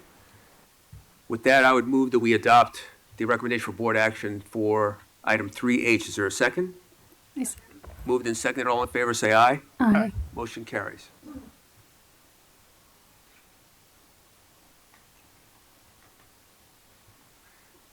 So returning to 3F, I don't want to hold this particular donation up. Don't know if this is mission critical, but again, it was just a question to understand the equipment that's going to be repaired. Commissioner, I believe it's for fixing the barbecue trailer there. They have a big barbecue on wheels. Got it. It seems like we could buy a new one for that much. That's why I'm asking. Depends on how big it is, but. Okay. With that, I would move that we adopt the recommendation for board action for item 3F. Is there a second? A second. Moved and second. All in favor, say aye. Aye. Motion carries. We're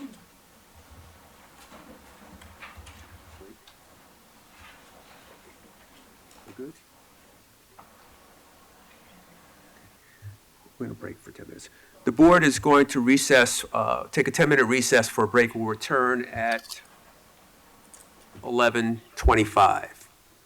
11:25 would be fine. Thank you.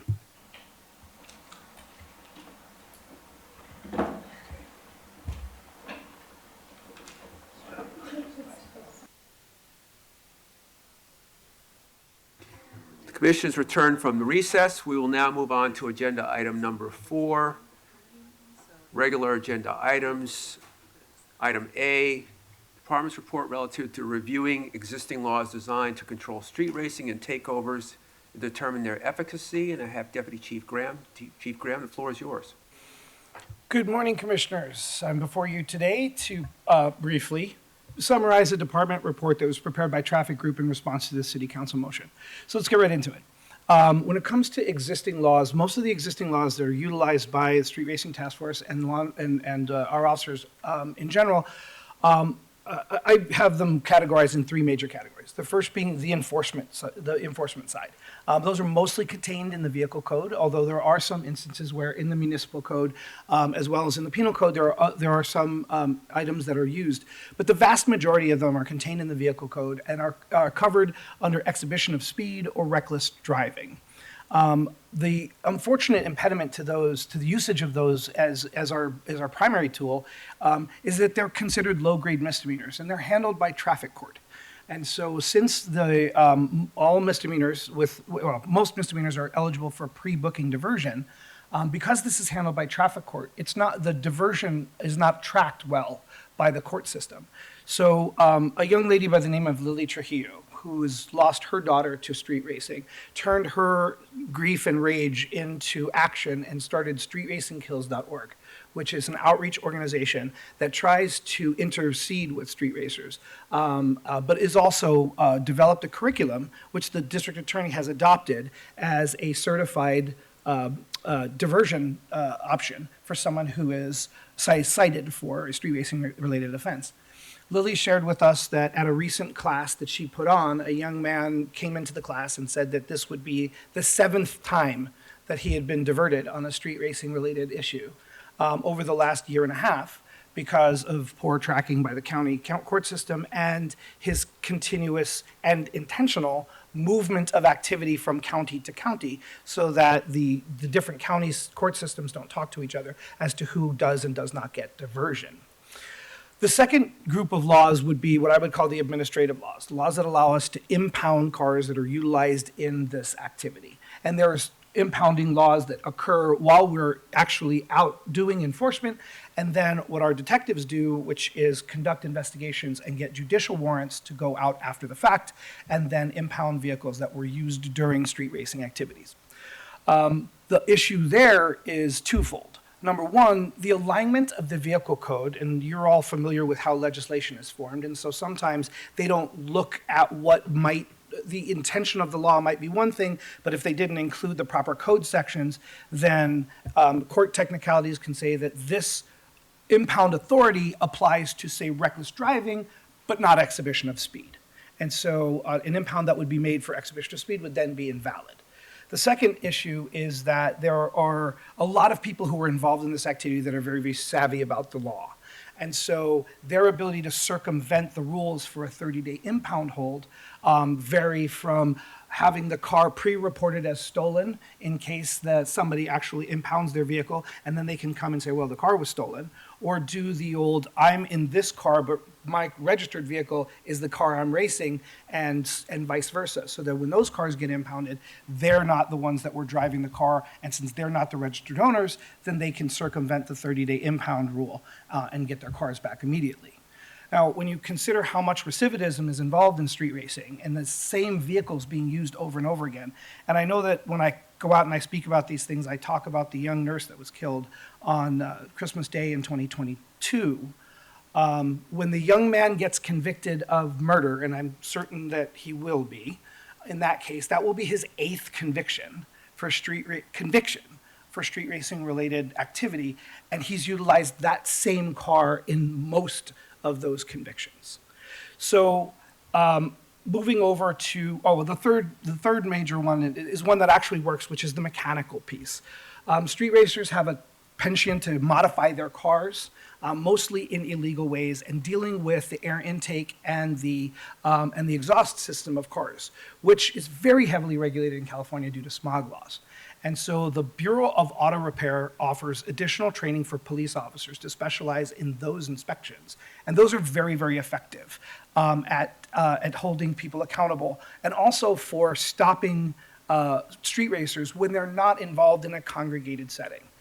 The response for street racers has changed quite a bit since I was doing street racing enforcement back in the early 2000s, where you can send 2 or 3 black and whites into a 400 crowd group and have them all scatter and then arrest folks. They become much more aggressive.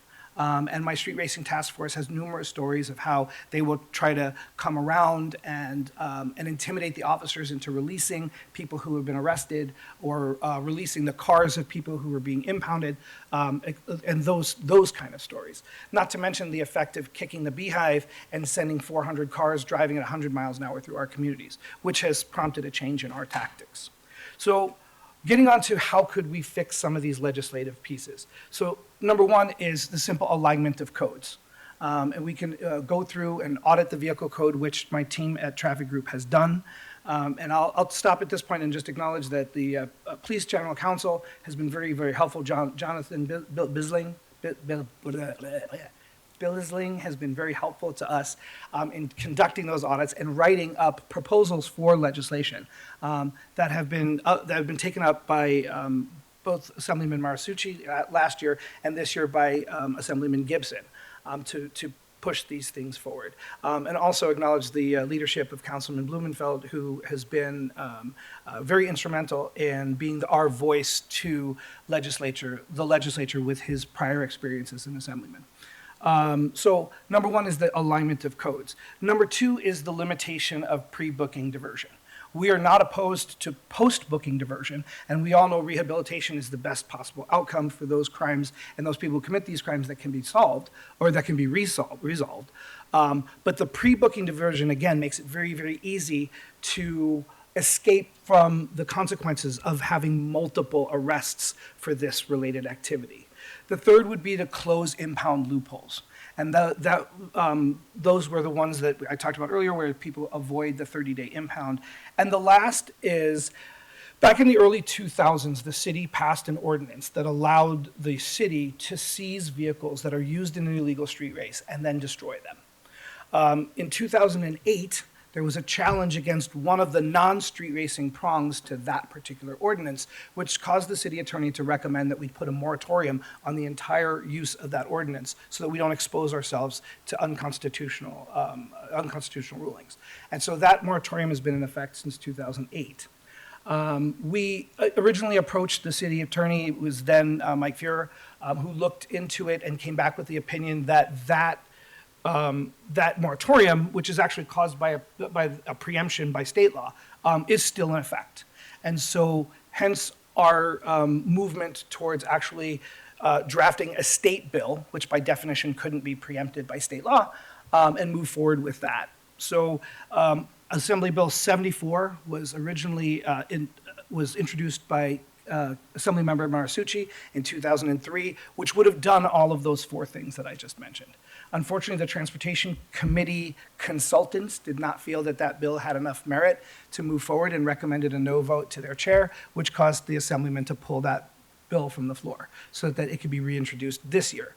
It was reintroduced this year as Assembly Bill 3085, which was actually authored by Assemblyman Gibson. And again, it would have helped with all of those four things, but unfortunately to make it out of committee, that bill was shedded of most of the four things that I had mentioned and focused really on that realignment of codes for the purposes of impounds and for issuing warrants. The idea of seizing and destroying the cars is very much focused on the idea of not overreach, of not having an overreach of the criminal justice system against an activity that is ingrained in California's culture and quite frankly is being committed mostly by young people who are making young people decisions. I think when I took a look at our crime statistics from 2023, every single person that we cited for offenses for this was under 26 years old. So rather than put some sort of felonious case that's unnecessary onto somebody, we believe that after a certain number of convictions for this type of activity, that you should lose the implement of destruction, which would be the vehicle. That was the impetus behind why we wanted to go seize and crush these cars. So we'll go at it again in the 2024 or 25 legislative session. I think that we're going to continue to gain momentum on this and try to get those other three items that are in order to strengthen our ability to combat this activity. But I couldn't in good faith leave without mentioning one other initiative that isn't covered in this because it wasn't what the council asked for. And that's community discussions about legal alternatives. Every year, Long Beach turns its downtown area into a Formula One racetrack. We in the city of Los Angeles should be able to build the infrastructure to have pop-up drag tracks that can be safely administered so that, and burn boxes, although I don't know what the thrill is in that, but you seem to find that spinning their cars and causing a lot of noise and smoke is a big deal. But they have actually put burn boxes in was it Fontana, wherever the Irwindale, in the Irwindale Speedway, and they do see a lot of use from those local kids. When I was doing street racing enforcement, we would hand out free passes like candy and ask people, please don't go out and do anything illegal. You could do this for free. But nobody wants to drive to Fontana or Pomona to do this. So in my conversations with the city council, I've been talking up the idea of working with community groups to stand up legal alternatives to street racing so that we can peel away the kids that are just interested in the sport part, which will leave the criminal element for the police to handle. I'm meeting later on this month with a group of folks that I met at a speed racing symposium that I spoke at last month in Compton, who are in Los Angeles and believe that they have the infrastructure to set up just such a thing. So I'm hopeful that we can explore a legal alternative. And with that, I will open it up for questions. Thank you, Chief. Before I move on to my fellow commissioners, just from a point of education, is there another major metropolitan city that I would imagine that this is a national activity? Yes, sir. Is there another city in the country that is addressing it in the manner that's been suggested, which is to set up locations within their city for this activity to occur? You mean Other than Fontana? You mean the legal alternatives? Yes. Yes. And in fact, the coalition group has a legal racetrack that they set up. It's an 1/8 of a mile racetrack that they've set up in the Inland Empire. And they work conjunctively with the police there so that they can provide this alternative to them. The problem is that there isn't, this is a very big NIMBY issue, as you can imagine. And so the idea of finding finding area where you could set up either a permanent or a designated location for a pop-up street racing piece in a lot of small cities is cumbersome. I think that in Los Angeles, we have several old airports that have not been utilized. We have, I believe, in the outskirts of Los Angeles, both up in the north end and the valley, and there's locations that I have been made aware of by this group that are in the South Los Angeles, in the harbor area, where they believe that this can occur safely, and may I say, even profitably for folks that are doing this. So I believe that we could get a good portion of the people who are doing this illegal activity, because they are region-wide, to attend one of these locations, again, if that's what they want to do, if it's the sport that they want to do. So thank you. Again, I don't doubt that there isn't enough acreage in LA. I would want to know if cities like New York, Chicago, Miami, Dallas, who have probably the same problem, if they've addressed it in this manner, and have they been successful? That would be a question that I would want to know in terms of a comparative analysis before suggesting that we might want to do something like that. I'd just like to know if someone's done it successfully in cities as large as ours. Commissioner, if I could just add to that too, there's a lot of complexities of standing something that up, as you're alluding to, community input, actual usage, all those things. Before any decision is made, this commission will be briefed. Thank you. I'll open it up for questions. Vice President Shields. Thank you. I just had a couple questions. One, first a comment. It's good that the department is trying to be proactive and thinking about where there are gaps in the law that you can help try to shore up. So thank you for doing that, and working with the city attorney's office to propose legislation, at least to have the legislatures educated about what you all are seeing on the ground. So first, I think that's great, and I think there should be, we should be doing that in other parts of the department as well. So that's great. The one question I had, and I think from a prior presentation, there were some surveys done as to like specific, maybe like intersections or areas that are particularly prone to these like kind of street racing and things like that. How's that continue? Do we still have a good finger on the pulse of where these activities are taking place? And can there be kind of almost more immediate attempts to, put like video cameras or other things that can potentially deter the activity at those specific locations? So, yes, the Department of Transportation, as well as my street racing task force, are consistently discussing physical mitigations to intersections that can be utilized, and some successfully. I think the original site of the Fast and Furious movie was redesigned because of the constant activity that was happening in that area. And the community reports that street racing in that neighborhood has reduced down to zero because of the mitigations that the Department of Transportation has put into place. In fact, I was at the Transportation Committee, and one of the tenets of the placement of the Assembly Bill's 645 cameras for the speed cameras takes into consideration speed racing locations, historic speed racing locations, as a potential criteria for the DOT to put cameras into place there. We've had discussions about the use of the existing ATSAC system, but that would not be, we've determined that that's not going to be a useful tool because they don't keep any of that footage. But yeah, so we continuously look for where we know that there's congregations and the physical interdictions to that. The other problem, though, is in the era of social media communication, they're very, very mobile. And so it becomes more of an intelligence game in real time than it does about historical analysis of where those things have happened.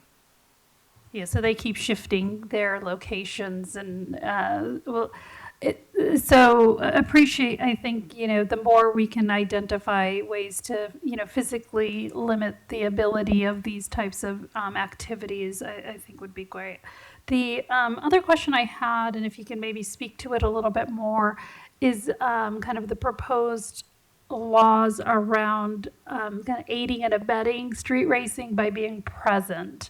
That to me seems a little bit more, there's more concern there of roping in people that, may have been dragged along and maybe reluctantly, but they're, again, we're talking about young kids who may be more prone to peer pressure and things like that. Can you talk a little bit about how you're trying to, what that purpose of that is and what limitations there would be? Certainly. So first of all, the purpose. Drawing upon my own experience as being the street racing coordinator for Devonshire area back in the early 2000s, there is a very symbiotic relationship between crowds and the street racing activity. Now, when you add the sideshow activity onto that, it's even more magnified, because if you look at some of the footage that they've shown on the news or some of the footage that my team could provide for you, you see the prolific use of the videos. And the phones in order to do this. And there's this building culture of creating a social media following, and then that becoming their primary source of income, so that attracting the crowds adds to that drama and the sellability of that piece on there. So we believe, and that was put forth in a LA City ordinance back in 2000, I think, that actually codified being a spectator at a street race is a infraction in the city of Los Angeles. So I guess mitigation number one is not to overreach. Yes, it's an infraction. And so if somebody was simply caught up in the moment, and we try to avoid that by actually having officers testify to the actions of the individual, we don't give these, we don't like do sweeping, grab 300 or 400 people and give them all citations for street racing. As I look over the weekly statistics for the activities of the Street Racing Task Force, they're done in 3s and 4s and 5s and whatnot.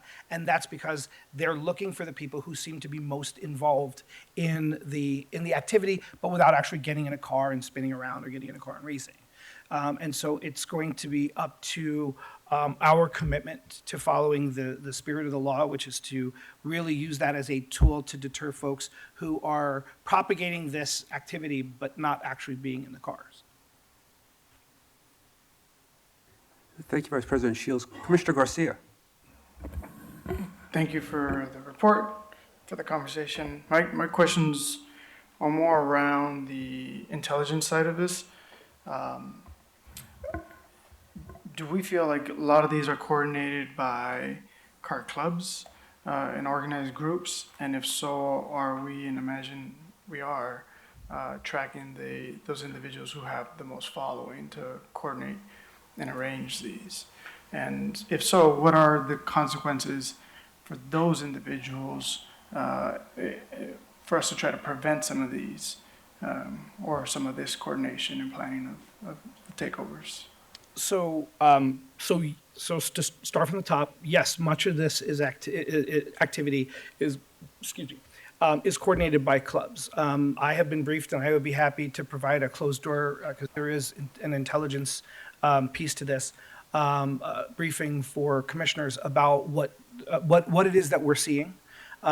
Its ties to organized crime outside of the realm of street racing and sideshows, and its connection to gang activity that's happening in certain areas of the city. Our intelligence is focused in the street racing task force side for the interdiction of street racing, or to position ourselves to conduct investigations to allow for successful follow-up and prosecution for street racing. And there is a intelligence piece that is looking into identifying the folks that are involved in this car club. They do use fairly obvious symbology when they're out there and they're conducting their activities. And so that does make it a little bit easier to identify groups, but it's still very difficult to identify individuals. And I think that they're pretty savvy when it comes to counterintelligence activities and what it is that they're posting on their social media. Have we thought about, and this is definitely a longer conversation, but have we thought about approaching it with like an injunction type of approach with these coordinated groups where there are individuals identified and there's damages identified to the city and its residents, and there's potentially other avenues of stopping this? So interesting that you say that. I don't know yet. We haven't explored injunctions against the individuals, but we have explored the potential for the idea of civil penalties, but not necessarily against the car clubs, but against the social media outlets that are actually monetizing obvious criminal behavior. Chief Moore sent a letter of concern to each one of the major social media outlets about a year ago that puts them on notice that this is clearly illegal activity. It is dangerous to the people who are involved, and it's dangerous to the public. And so, again, working with folks, Jonathan and Police General Counsel, we are continuing to try to evolve a strategy where if there is specific damage that we can show that was done by a group who then put that on a social media platform for the purpose of monetizing it, to hold the social media company accountable for the activity that they are continuing to show. Yeah, thank you. Thank you. Commissioner Briggs. Thank you. Chief, I both applaud and support your effort to divert these kids, as you called them, from the streets to something legitimate where they can partake in this activity relatively safely. So that, I think, is an idea that was spoken about over a year ago, and I continue to support you in those efforts. My concern, however, is the notion that because some of these quote-unquote kids who take over streets are kids, we treat them as kids, when we have seen recently that they act not as kids but as criminals when they depart from taking over the street, engaging in street racing, and instead going to vandalize local businesses. And we've seen the video footage of it. In fact, they post social media of themselves engaged in this very activity. So I think that from a public standpoint, that really is the public concern. Now, I know across the street, there's an effort to have the department just step back from all vehicular enforcement.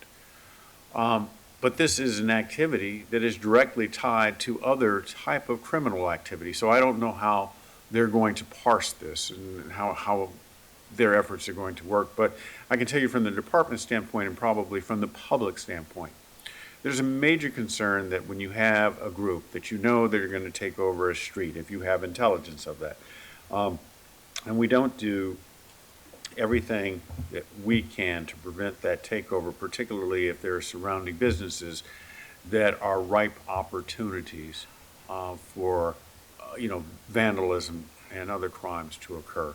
And in fact, other people getting hurt. So I would ask that you and your division think about, how do we go about, protecting those other businesses as well as addressing the public safety concern there. Sir, if I may, we are absolutely still in the interdiction game, in the use of intelligence to interdict activity before it occurs. We are still in the enforcement game. We are still in the accountability game. But I believe that as a responsible leader, looking at a 360-degree approach to public safety problems is necessary. And so while the intent of 3085 was to give law enforcement more enforcement tools, I still think we need to continue to have the conversation about diversion, and I still think that we need to have the conversation about legal alternatives. Because all of those perspectives, I think, are relevant to the final solution of the problem. But as a police leader, we are still in the game of policing, and that is, and safely policing, which is our focus. Thank you. Thank you. Commissioner Kalanche. Chief, thank you for this information. It's very eye-opening. I'm concerned about the loopholes around the impoundment of vehicles. Do you know what percentage of the impounded vehicles fall into this loophole area? Not off the top of my head, but I Would could certainly guess. get that information for you. For it to have gotten to me in my intelligence meetings with traffic, it's got to be a significant enough portion of of what the detectives are seeing, as far as we just impounded that vehicle a week ago. How is that vehicle out again? So when cars are impounded, these are cars that are actually stopped, people that are stopped at the scene. Both. So we'll stop and impound cars during an actual operation where we interrupt a street racing activity. But we will also, so there are times where, unfortunately, we don't get there fast enough to be in interdiction mode. And so we will utilize other tactics, which will allow us to do a follow-up investigation later on in order to identify vehicles that are being used. Got it, okay. And then go and get those vehicles. Okay, so, because I actually think the biggest deterrent is going to be at the pocketbook, right? If someone has to continuously pay to get their car out, if there's no other alternative like seizing the vehicle, at some point, I think either it belongs to them and they have to pay, or it belongs to somebody else, and that other person's going to be like, I can't do this anymore. So I'm wondering, one is our ability to impound, is that part of a municipal code, or are we just using the California Vehicle Code to impound? And how much has it been challenged? Because you talked about it's been challenged constitutionally, right? Yes.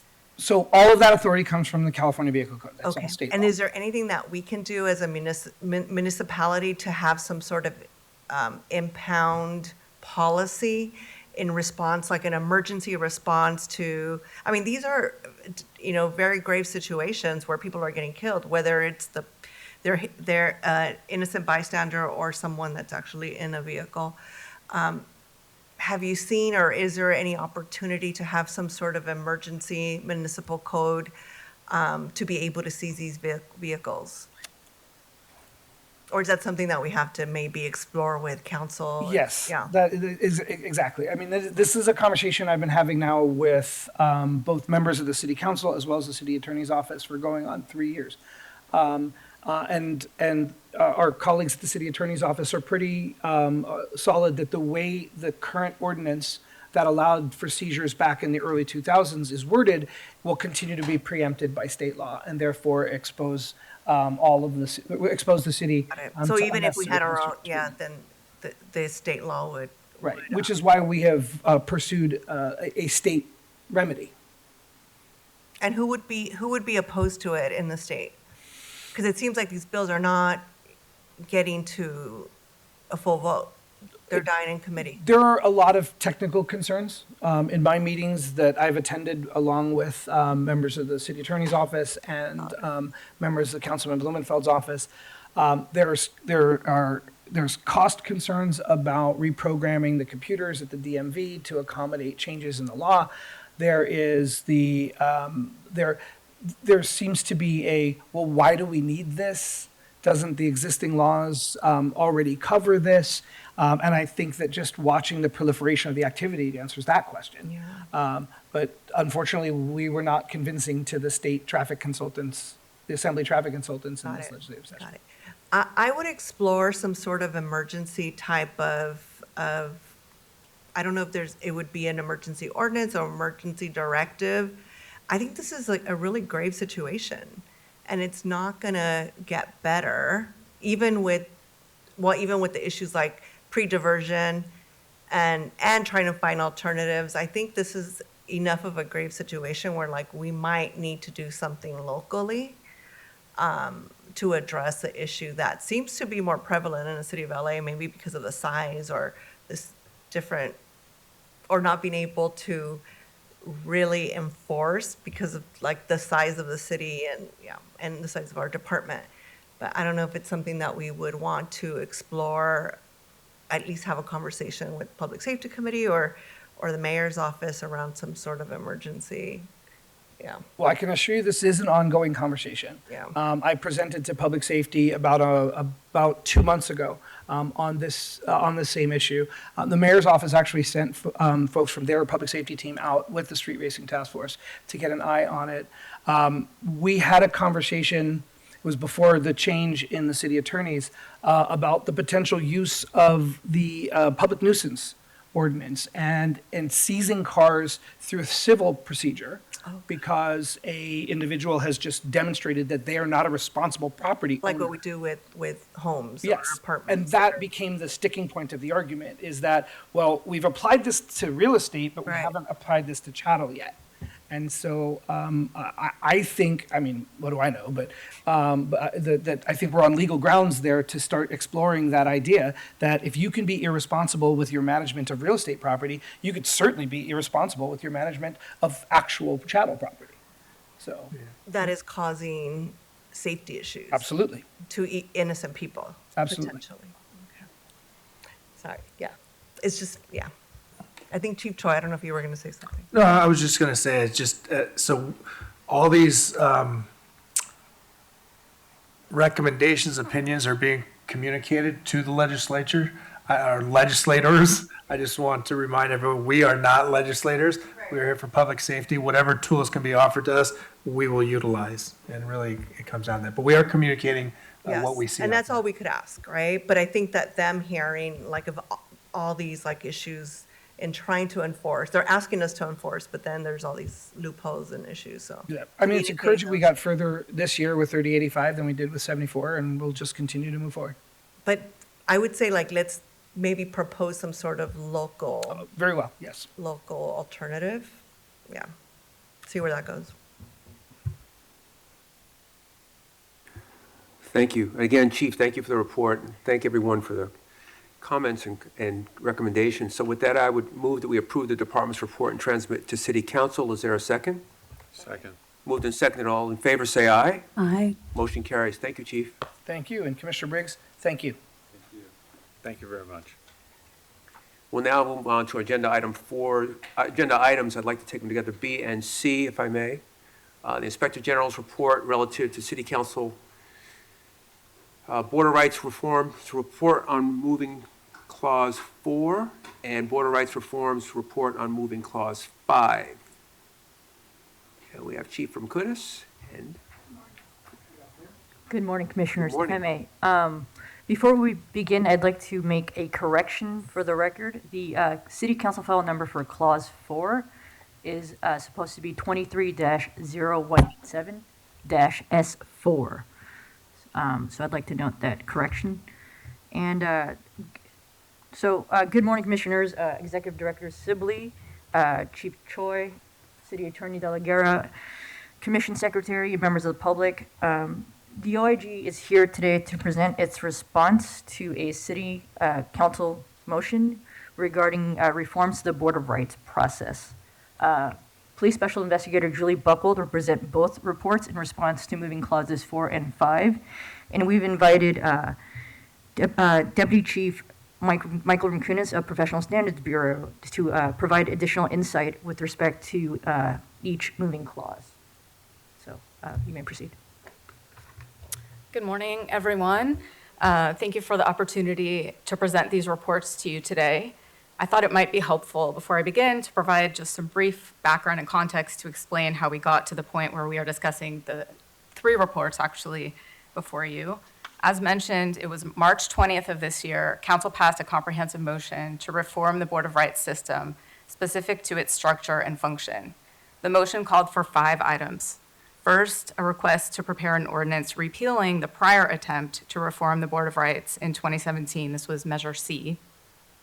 Second, a report from the CLA setting forth recommendations to modify Charter Section 1070 pertaining to alternative models of the Board of Rights, including a modified composition of sworn and civilian members, granting the chief direct authority to terminate officers immediately in appropriate cases, and utilizing binding arbitration as a component within the process. 3, a report on ways to expand the pool of qualified hearing examiners. 4, a report on the status of the transition of utilizing deputy city attorneys instead of sworn personnel to present the department's case for discipline in board cases. And 5, finally, a report on additional recommendations for furthering Angelino's rights against misconduct by law enforcement and for increasing accountability when misconduct occurs. These last 3 mentioned reports, 3, 4, and 5, are before you for consideration to approve and transmit to public safety and for eventual consideration by full council. So to begin, we have the Clause 4 report.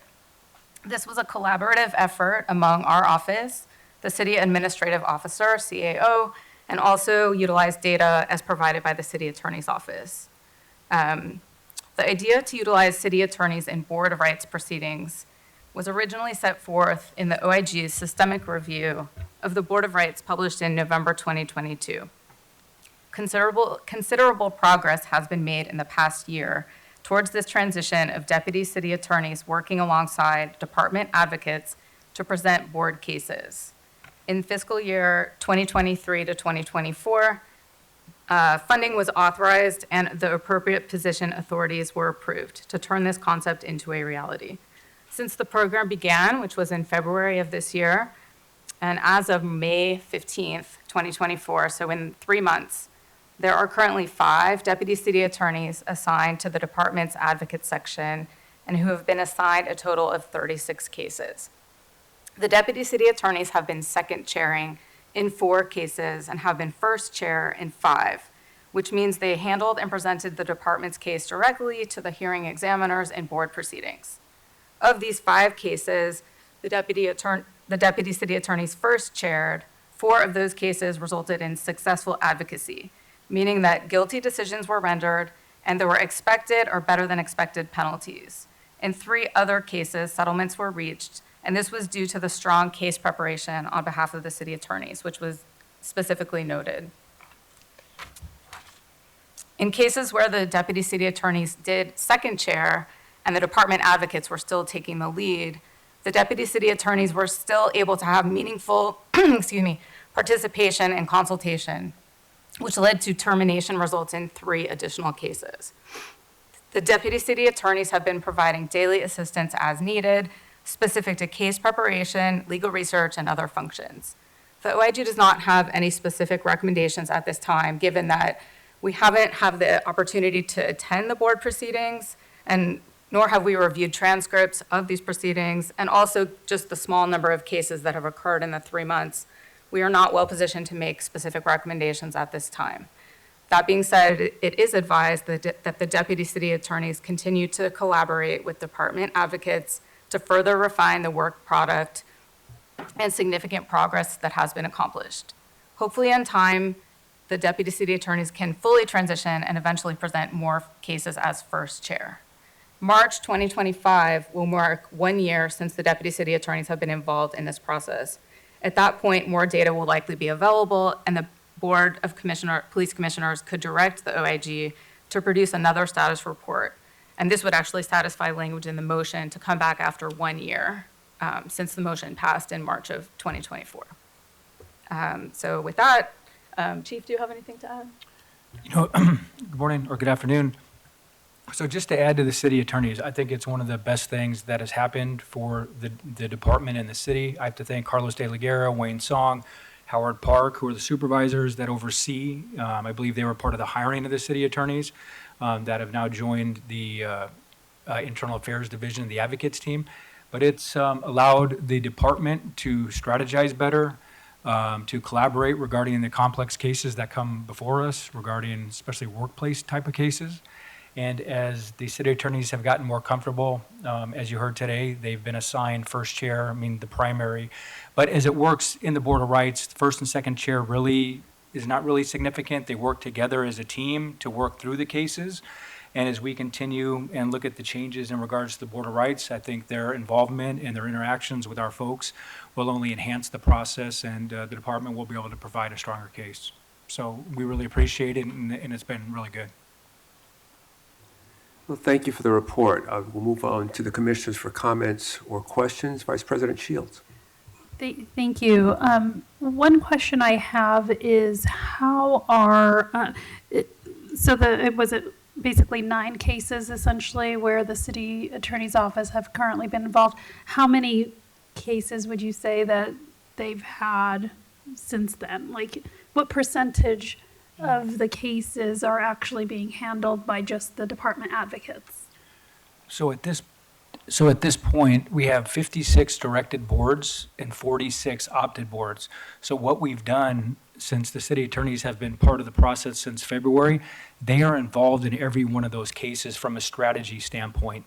The exact handling, as the numbers, I believe there's 36 where they're directly where it's their case.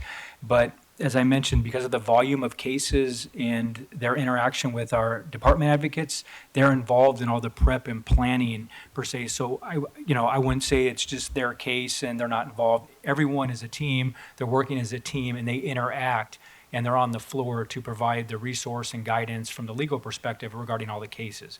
So I wouldn't really get caught up in the number per se of 36. It's the totality of what's happening in all the cases that are before. And then the briefings with myself and the interactions have created, I think, the enhancement to the overall Board of Rights process. Got it.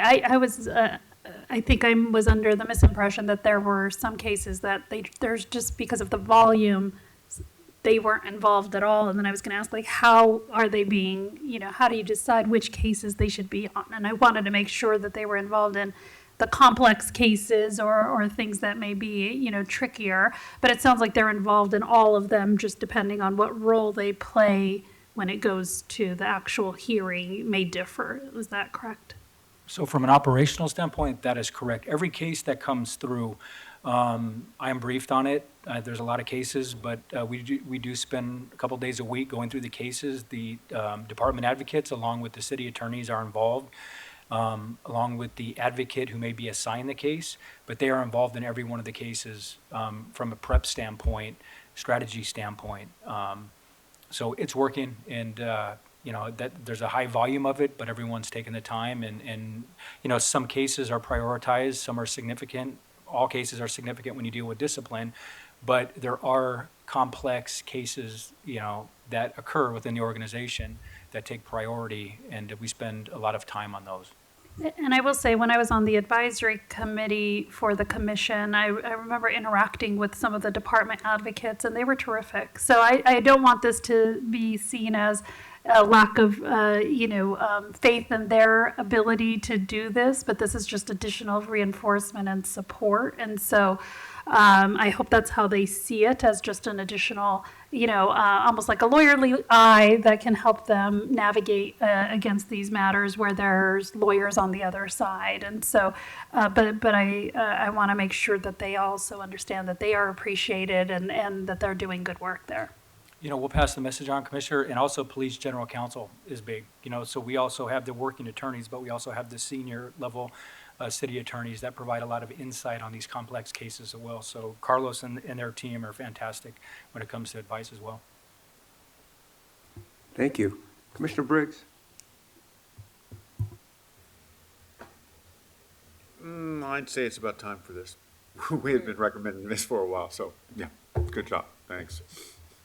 I think significantly, even in 3 months, they're already seeing results, which is significant to the goal of the program. Commissioner Garcia? No questions, thank you. Okay. And Commissioner Kalanche? I just have a quick follow-up to Commissioner Shields' question. Who decides when a city attorney is first chair, second chair, or is directly involved in a case, in presenting a case? So when that occurs, we have a supervising city attorney that is on the floor. So there's one city attorney that's a supervisor. There's 4 other city attorneys that are handling cases.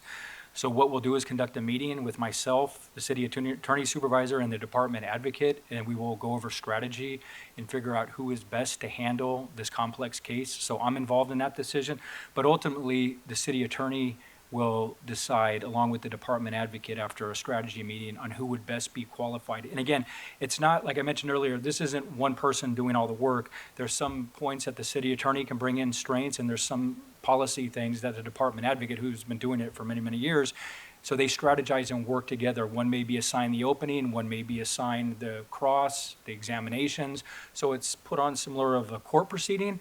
But from the court prep per se, or the admin, this is an administrative tribunal, so it's not court, but the city attorneys have all had other jobs in places, so they understand strategy a lot better than we do, and we will defer to them to provide some insight on who should best take what role during this case. And for clarity, thank you for that. And for clarity, this has nothing to do with the 3-member administrative here. So this is separate, just for clarity, this is separate, and this is more of the department strategy, not the adjudication of the, Yes. just for clarity. Yes. The council decided to lump in a few other topics, as you see here, before you today, to the broader Board of Rights motion, to try to just address the whole system in totality. So that's why you're seeing kind of things that are not quite related to the composition of the boards themselves. Got it, yeah. So just wanted for clarity. Okay. Thank you. Thank you, and again, thank you for the report. I would move that we adopt the recommendation for board action for the Inspector General's report on items 4B and C. Oh.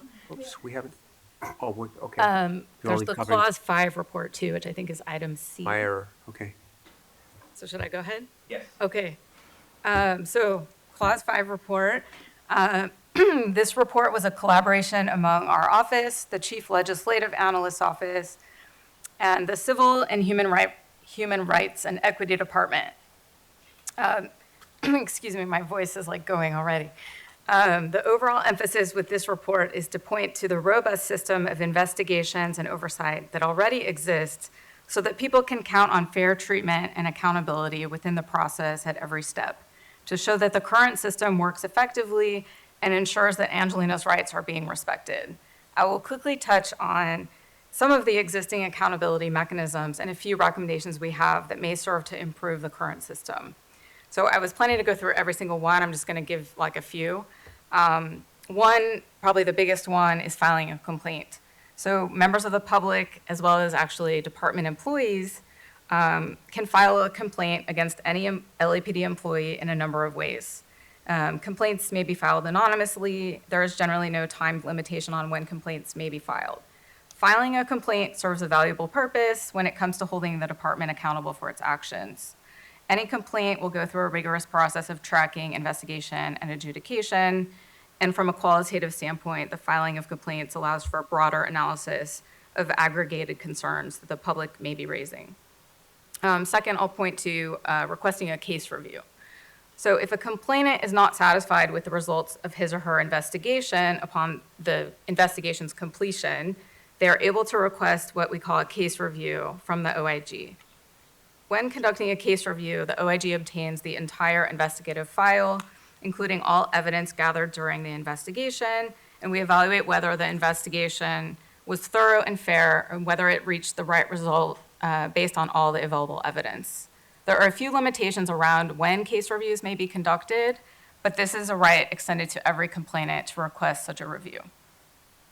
Next, major case briefings and case signings. So the OIG is involved in oversight of the department's complaint system from a holistic standpoint, so as a whole.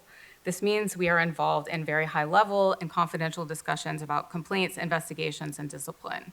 These two types of briefings, major case briefings and case signings where the chief is actually signing off on discipline, are confidential proceedings, but it's crucial for us anyway that there is an objective, independent civilian voice at the table when these critical disciplinary decisions are being made and when the department itself is being briefed on the most high priority, high level complaint investigations.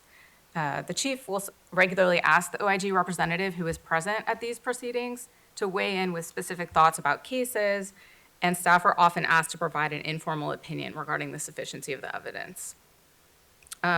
Next, commission's performance evaluation of the chief. So the police commission has the authority under city charter to evaluate the chief annually. Although members of the public do not have a direct role in the performance evaluation because it's in closed session, the item is agendized by the commission and the public has an opportunity to provide comment in open session, and these comments are then taken under consideration by the commissioners. Aside from the performance evaluation, there's also a right to initiate termination proceedings specific to the chief's performance, which this also rests with the commission under city charter. It's notable that the civilian-led commission has the authority to initiate these proceedings.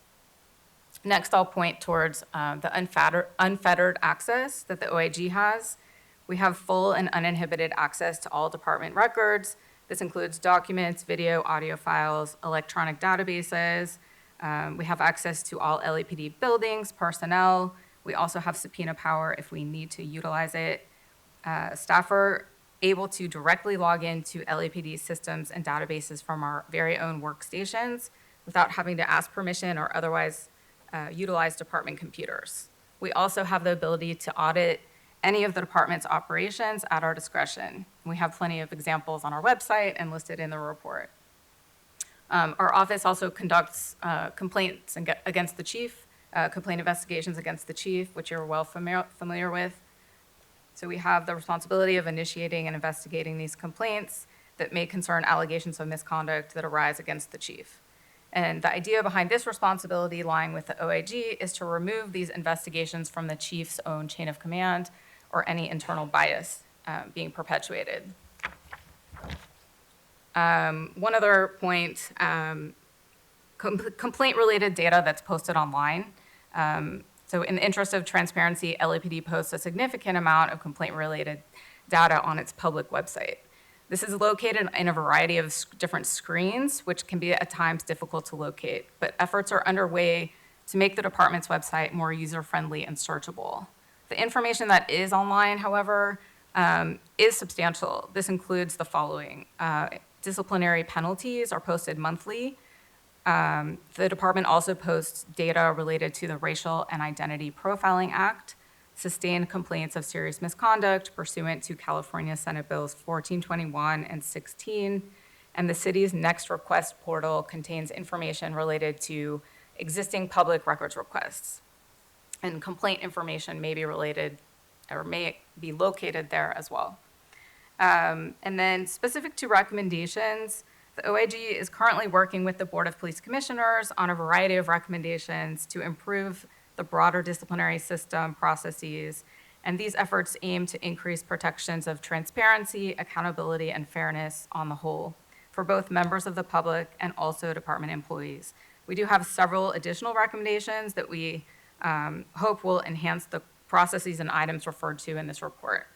So first, we recommend that the OIG, Commission, and the department continue public outreach regarding the overall complaint process and the role of civilian oversight in overseeing the broader disciplinary system. Second, we recommend that the public education continue and expand specific to knowing your rights campaigns, in addition to principles of procedural justice being espoused.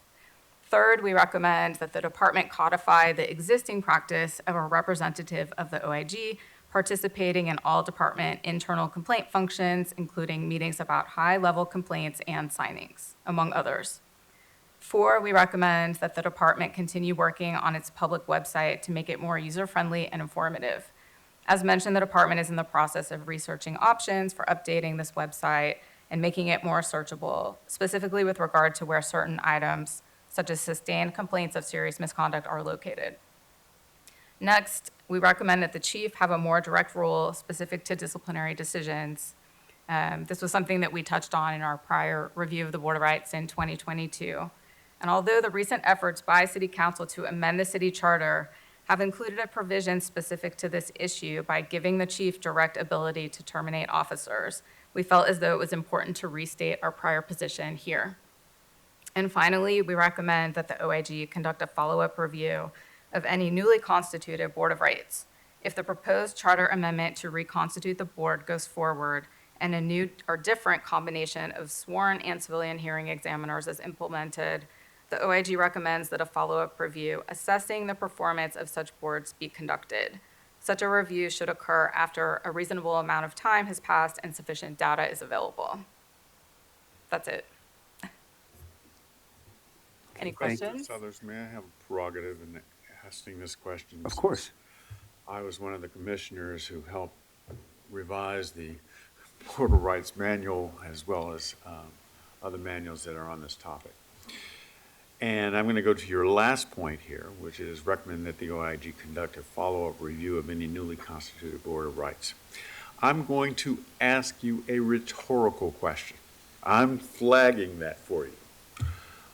Why are we asking City Council to authorize a charter amendment when it is within City Council's purview to simply repeal an ordinance that then changes the constitution of the Board of Rights back to what it was?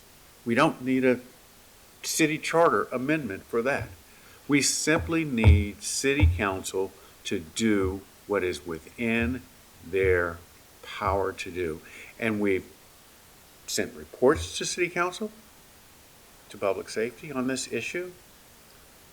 I think at least 2 reports. City Council has been advised of this, and why they're kicking this proverbial can down the street, I don't know. Do you happen to have some insight into that? Again, the question is rhetorical. If you can't answer it, you can't answer it. I get it. But it's within their power to do right now. Today, they could do this. Yes, others, please feel free to weigh in as well. No, I can just add, so I've been in this for 3 years now, and we have looked at the data. We've examined reports, we've talked to hearing examiners, and the department has done its best and briefed public safety on everything that you just mentioned. We've talked about cases, we've done PowerPoint presentations, we've briefed City Council even as last week to go over this again. And all I can say is votes were made and there was a decision to amend the charter the way, I don't think we described it here today to you, the way they want it to be modified. But I think the department has done everything in our power to demonstrate, the flaws in the Board of Rights system as currently set up. And I believe that's all we can do at this point is provide a good, strong presentation with case evidence on what needs to be changed and what our recommendations are. Thank you, Chief. Can I just do a quick follow-up on that? Just, Chief Rimkunis, you're kind of referencing to it. The charter amendment is coupling the change in the Board of Rights composition with the aspect of bringing binding arbitration into the mix. And is it my understanding that you personally went to City Council to tell the City Council that the department does not support binding arbitration? Correct. Can you tell us a little bit about what you told them? So there was a chief legislative analysis report that was conducted probably right after a public safety meeting, which was, I believe, in March. The CLA did a pretty extensive report that examined multiple police agencies across the nation. There was 2 independent studies, or law reviews, I should say, from Washington Law Review and Vanderbilt Law Review that had varying numbers of how binding arbitration is ineffective in police discipline. The numbers range from 24% on a low end to, for reversals, I'm saying binding arbitration when cases, for disciplinary cases are brought before an arbitrator, I'm talking about as low as 24% to as high as 87%. But across the board, in between, there's a significant number of law enforcement agencies across the nation. We're talking big city departments. I have the numbers if you'd like to hear some of the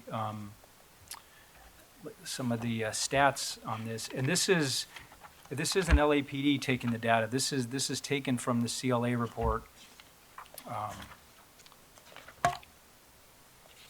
Mike, if you can just give kind of an overview of what's happening out there nationally with binding arbitration and what some of these agencies that have it are trying to do. I don't, Sure. And I only say this, commissioners, because depending on how you read these studies and these articles, all these numbers are debatable, so I don't want to get into the numbers, just kind of what we're seeing as a trend nationally. Yeah, the point was just that there's numbers in between, from large agencies to small agencies, but clearly there's material out there that says binding arbitration is not the best to have for police discipline. Now, depending on, as Chief Choi said, how you want to interpret the numbers, what the cases are, the specificness of it, is left for the reader to determine. But overall, the department generally was opposed to binding arbitration. There was recommendations for, a modification of the Board of Rights panel, which I believe all agreed, putting one sworn member back on the board, which I think would be very helpful to the overall Board of Rights process. So that is good, giving the chief ultimate power to terminate on significant misconduct cases. As we do now, every case that the chief recommends for termination are significant misconduct type of cases, but the chief will have the ability to terminate without having to wait for that process to take effect, which is good. And just the appeal, which is covered by the Police Officers' Bill of Rights, an employee is afforded an appeal. What a civilian employee does in the organization is go to before the Civil Service Hearing Commission, right? That is their chance to appeal their discipline case. That was an option, I believe, that was looked into.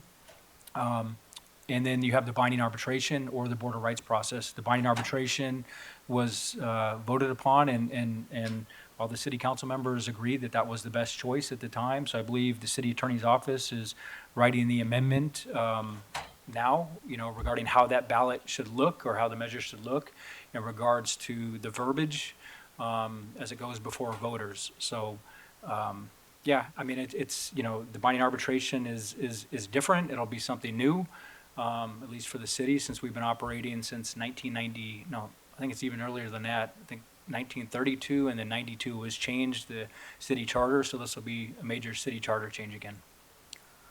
If I may, where does PPO stand on this whole issue of arbitration?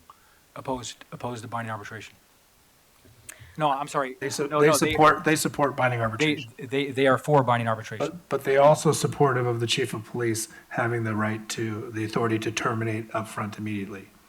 Oh, okay. And they're opposed to putting a sworn member back on the board. Commissioner Briggs, though, to answer your original question of why aren't they just repealing Measure C? Why are they going ahead with this additional charter change effort? I think it's just something they wanted to try, and I think in particular to address the issue of the all-civilian board option, to do away with that, given that it appears to be more lenient much of the time. So if the charter change fails, they could still do that. They could still potentially repeal Measure C. Or they could repeal Measure C and just go see could. whether or not the city wants to amend the charter, right? Yes, but this portion, the second clause of the motion has already passed. So I think it's going forward in November, no matter what, at this point. It had a 30-day deadline, which was different than these reports because that was the timing that would afford them the ability to get it onto the ballot. Thank you. Commissioner Garcia.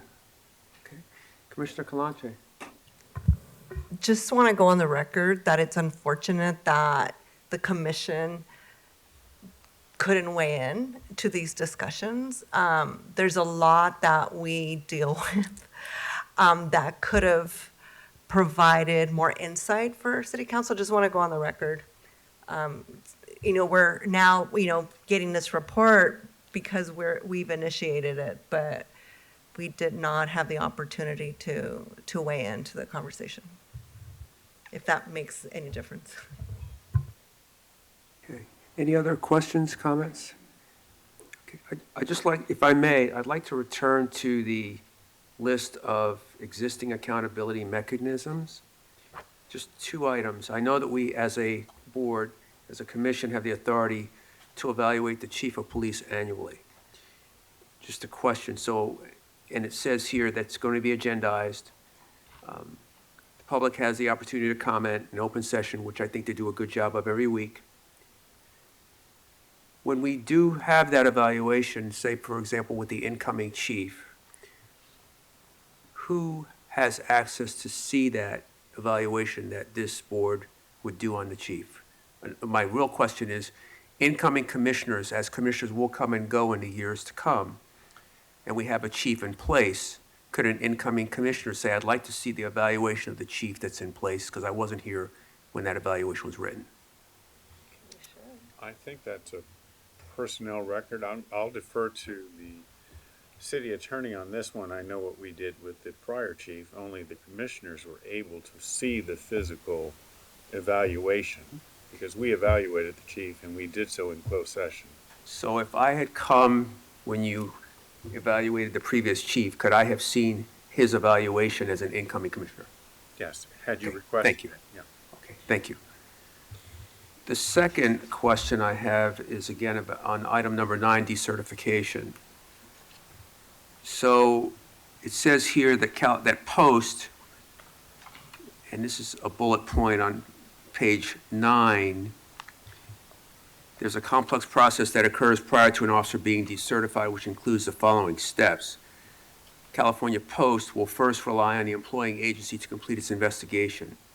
My question is if an officer resigns or retires, and they were in that process, does that investigation get completed?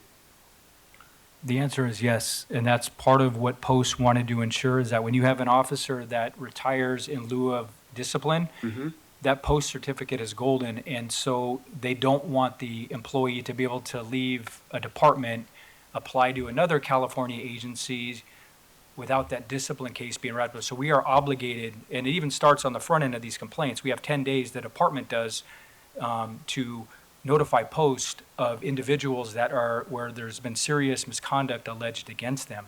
So we have a team that we've developed at Internal Affairs, or Professional Standards Bureau, that strictly looks at these complaints as they come in, look at the allegations, and we notify Post within the 10 days to be compliant, and then we update Post as the investigation continues, probably every, I don't know, couple months per se. And then at the closure of that whole investigation gets forwarded to Post, and Post does a review. And it's interesting that an employee may be found guilty, go to a Board of Rights, and be found not guilty, which we've seen happen.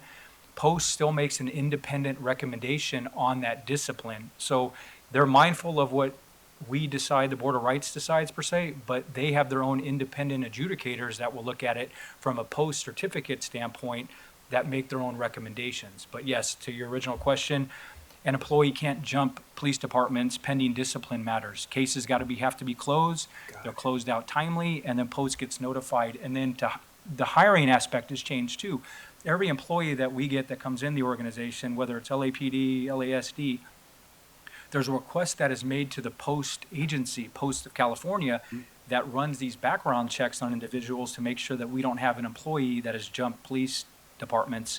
So there's a comprehensive process in the sense of checking for discipline matters, even when you have new hires as you move through California. So I think it's a pretty robust system. It's effective because it eliminates folks, because once your Post certificate gets removed, you can't work as a peace officer in California.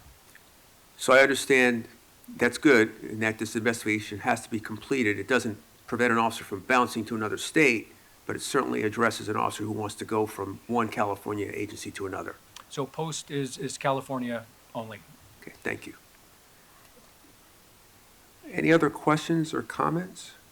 Actually, a quick follow-up. So if somebody applies from a different state to our department, would we know that there's a disciplinary issue in another state?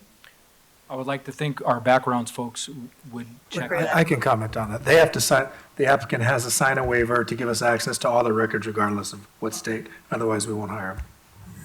That would be for any agency. You have to if you lateral, you have to sign a disclosure in order for that agency to review your personnel files. Can I just make one last comment? I want to just thank the Office of Inspector General for this report and for providing kind of like a comprehensive summary of like what already exists, because I think that a lot of the public don't know or don't understand really the oversight role that the Office of Inspector General provides. And the oversight that you see and are able to kind of ask Chief Rimkunis for status updates on different complaints as needed. And I know I've gone to you and the Inspector General's office generally of what's happening with these types of complaints, because we want to make sure it's being handled properly. So thank you for doing that, and I think the recommendations that you provide are good ones in terms of increasing the public outreach so that they know what you're doing, and the education of also just making sure that people understand their rights and all the different ways that complaints can be made with the department. The one thing that I will just kind of clarify or put a little, qualification for is one of the recommendations of having the chief have a more direct role specific to disciplinary decisions. I think that is true of the most serious of conduct, right? The termination or the immediate termination that's being proposed.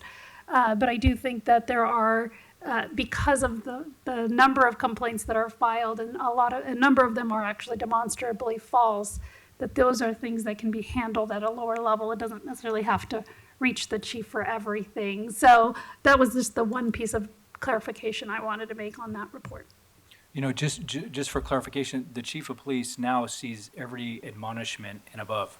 So we do a full briefing, a full presentation briefing for the chief to sign off, and an admonishment and everything above that. So it's pretty robust, but it's to ensure that the proper penalties are, are being levied against officers just from an equity standpoint.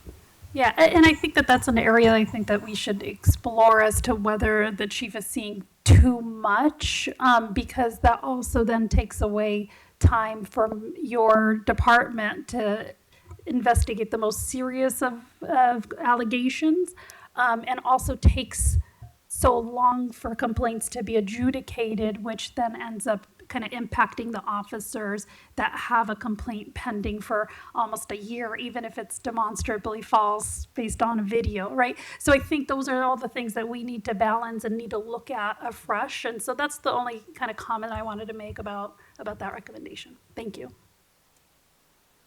Thank you, Vice President Shields. Any other comments? Okay, with that, I would move that we adopt the recommendation for board action for agenda items 4B and 4C as it relates to the Inspector General's report on the Border Rights Reforms report on moving the clause 4 and 5. Is there a second? Second. Moved and seconded. All in favor, say aye. Aye. Motion carries. Thank you again. Thank you very much. Thank you. We'll now move on to agenda item number 4D, the Executive Director's report relative to the revised minimum qualifications for hearing examiners and nomination plan for the potential candidates. Thank you, Commissioner. So as part of the same package of requests from the Public Safety Committee that the Inspector General's office just reported on, this response to one of those requests, which was for the Police Commission to report on ways to expand the pool of qualified candidates for civilian hearing examiners to include, but not be limited to, the following. A, adding nominating agencies to include local clergy, civil rights organizations, and the Office of the Inspector General. B, requiring the inclusion of civilians with diverse experiences and perspectives. C, eliminating the criteria of requiring years of experience in mediation, arbitration, or similar work. D, prohibiting individuals who are current or former employees of local law enforcement agencies from serving as civilian hearing examiners. And E, requiring and providing training from community-based experts and independent experts on police discipline and oversight for all panelists on issues the board routinely considers, such as excessive force and domestic violence. So in this correspondence, I respond to each of those requests in addition to an additional recommended step. So to begin with, the expansion of outreach for nominations and recruitment of potential hearing examiners. It is proposed that we do the following in order to accomplish this request of the Public Safety Committee. One would be the development of a recruitment and nominating brochure that would be broadly shared to attract candidates to the recruitment process for hearing examiners. We would work with other city departments to include the Civil and Human Rights and Equity Department to ensure that the brochure and our other recruitment efforts extend through their varied networks of civil rights-oriented community organizations. We'd work with the LAPD's clergy councils to publicize hearing examiner vacancies and to solicit nominations. We would work with the Commission's existing network of community leaders in order to seek candidates and also engage the Office of Inspector General in the process of nominating potential candidates for hearing examiner positions. The next request was that it was for the enhanced inclusion of civilians with diverse experience and perspectives in the hearing examiner pool. In terms of its demographic diversity, our current hearing examiner pool is 58% male, 42% female, 66% white, 22% black, 9% Hispanic, and 3% Asian Pacific Islander. And 30% of our hearing examiners reside outside the city of Los Angeles and 70% within the city. It's anticipated that the enhanced recruitment and nomination efforts described previously, in addition to the elimination of a 2-year work experience requirement, would promote a more diverse pool. And so that's our response to B. Going to C, which is the elimination of that requirement for 2 years of experience. Our current minimum standards include a 2-year experience requirement. We believe that we can eliminate that and maintain the quality of hearing examiner candidates by having a rigorous testing process as part of our selection criteria, and that would be in the furtherance of a more diverse pool of hearing examiners. The next request from the Public Safety Committee relating to the prohibition of individuals who are current or former law enforcement officers from serving as civilian hearing examiners. Under our current standards, serving peace officers cannot perform the role of hearing examiners. And if somebody was formerly a peace officer, then there must be at least 5 years that have passed since their separation from their last employing agency that employed them as a law enforcement officer.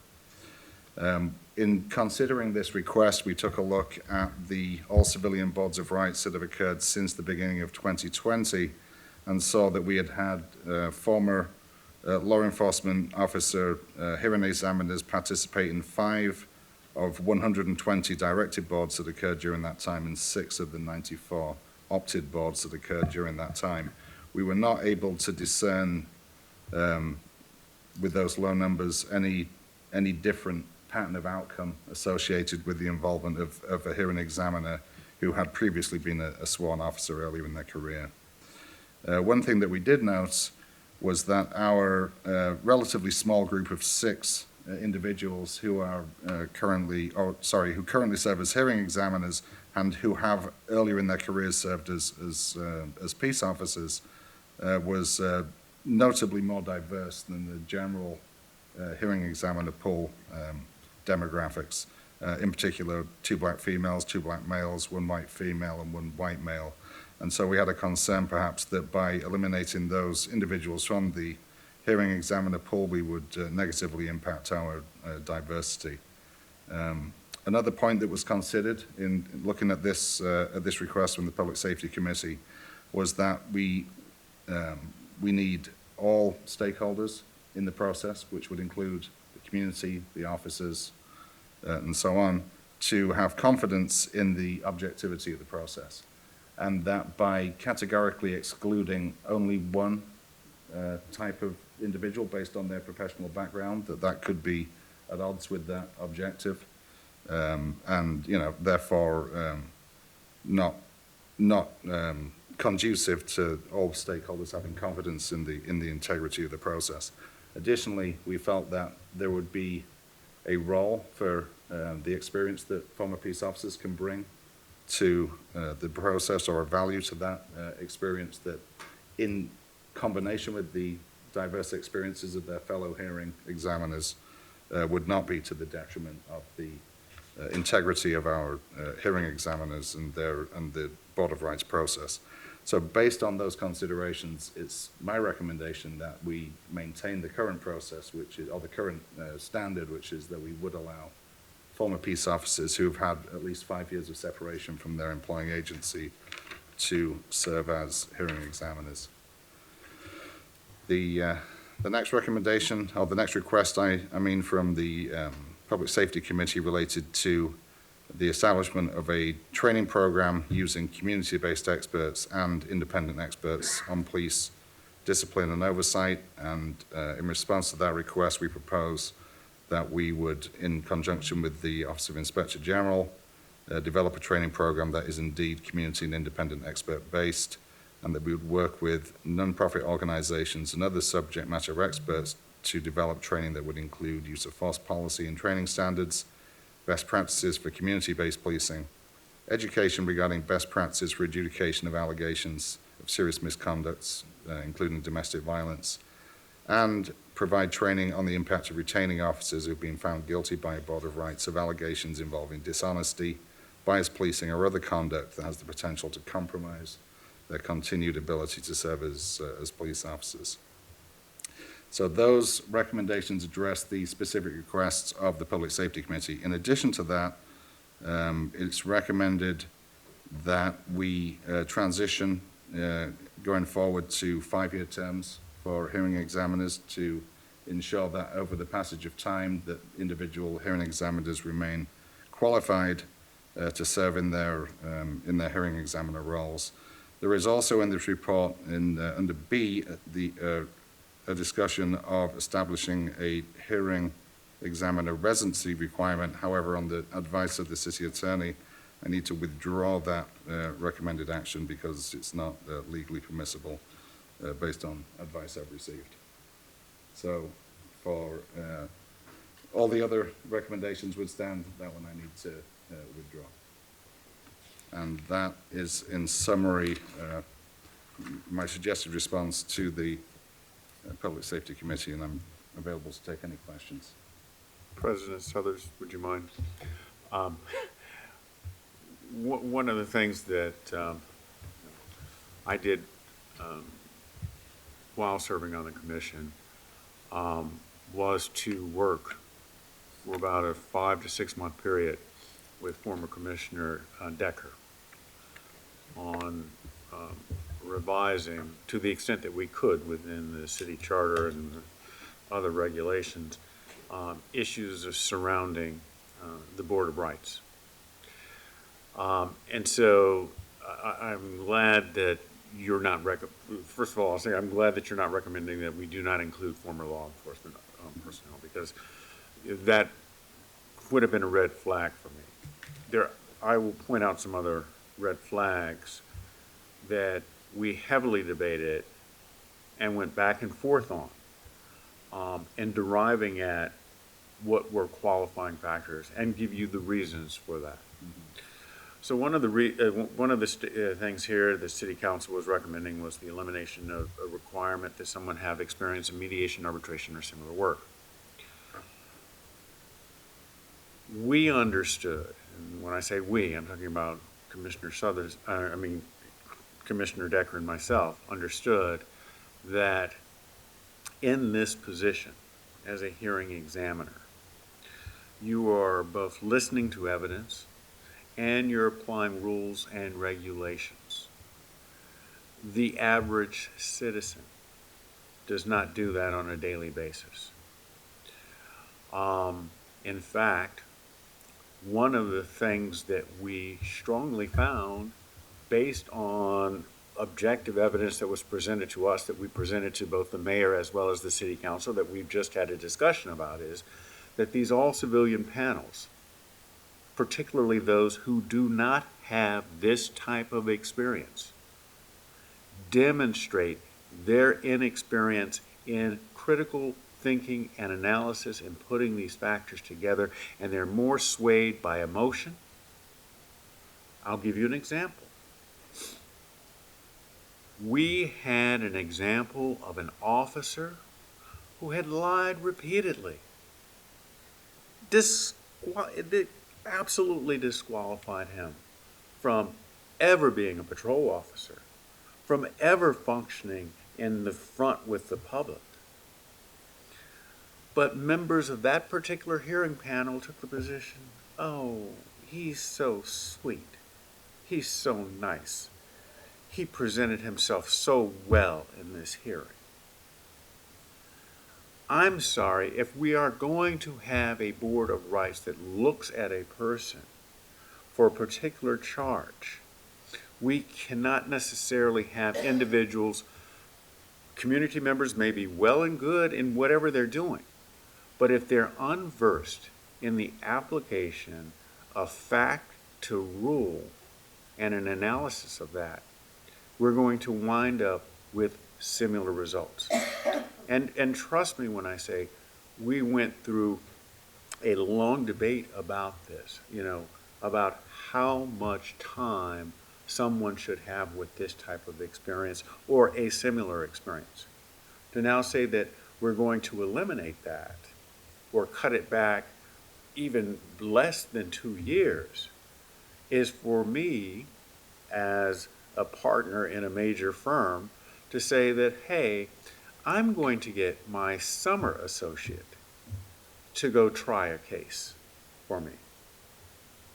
Someone who's not versed in evidence, someone who's not versed in the presentation of a case, someone who's not versed in any of the things that I would expect someone to put on a case or try a case. Yet that is exactly what we're doing here if we adopt this recommendation, in my opinion.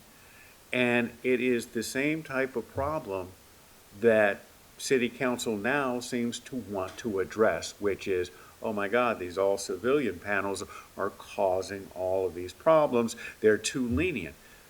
This right here, this elimination of a criteria for them having this type of experience, again, in my opinion, would lead to similar results.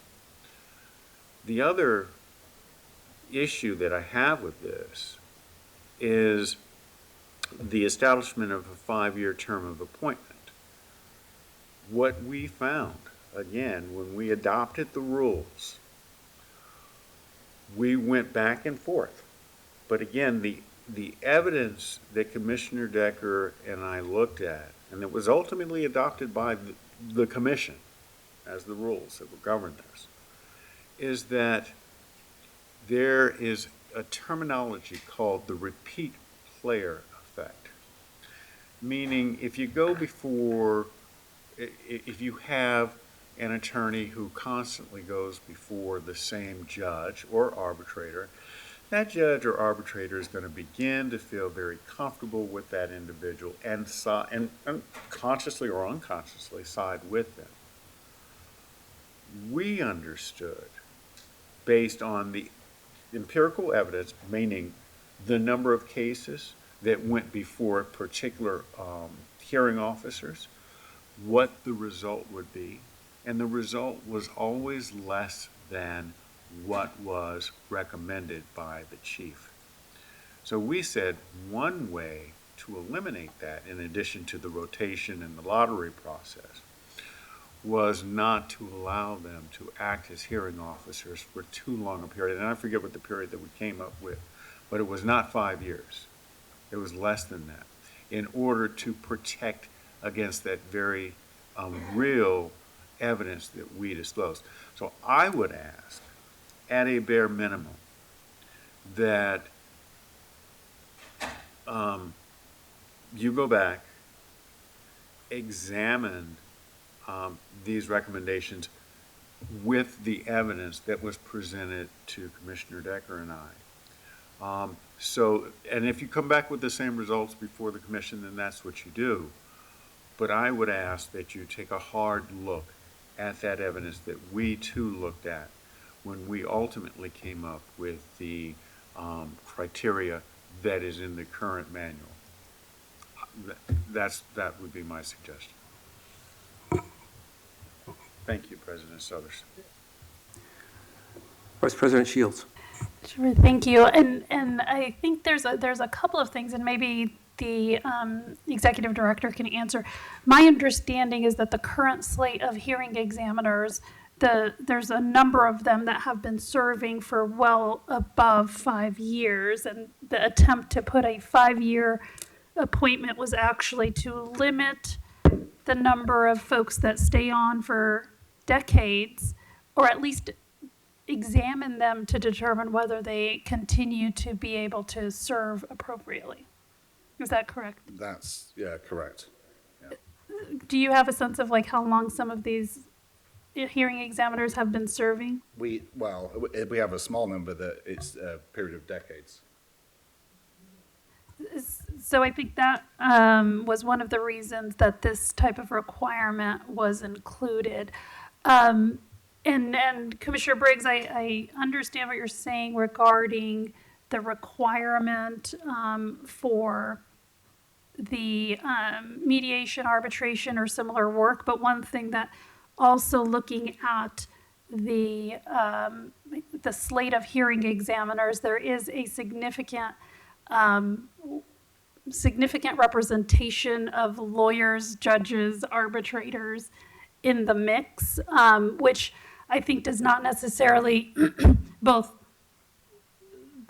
demographically and generally does not necessarily reflect the full city of Los Angeles. And so to the extent we're having hearing examiners try to play the role of what kind of community members would be, the thought here was to eliminate that requirement given there was a lack of representation or perspectives being offered, but also make sure that every person is actually given a more rigorous application process, such that similar to, jurors or something, you have to be able to demonstrate that you can actually take in facts and apply the law.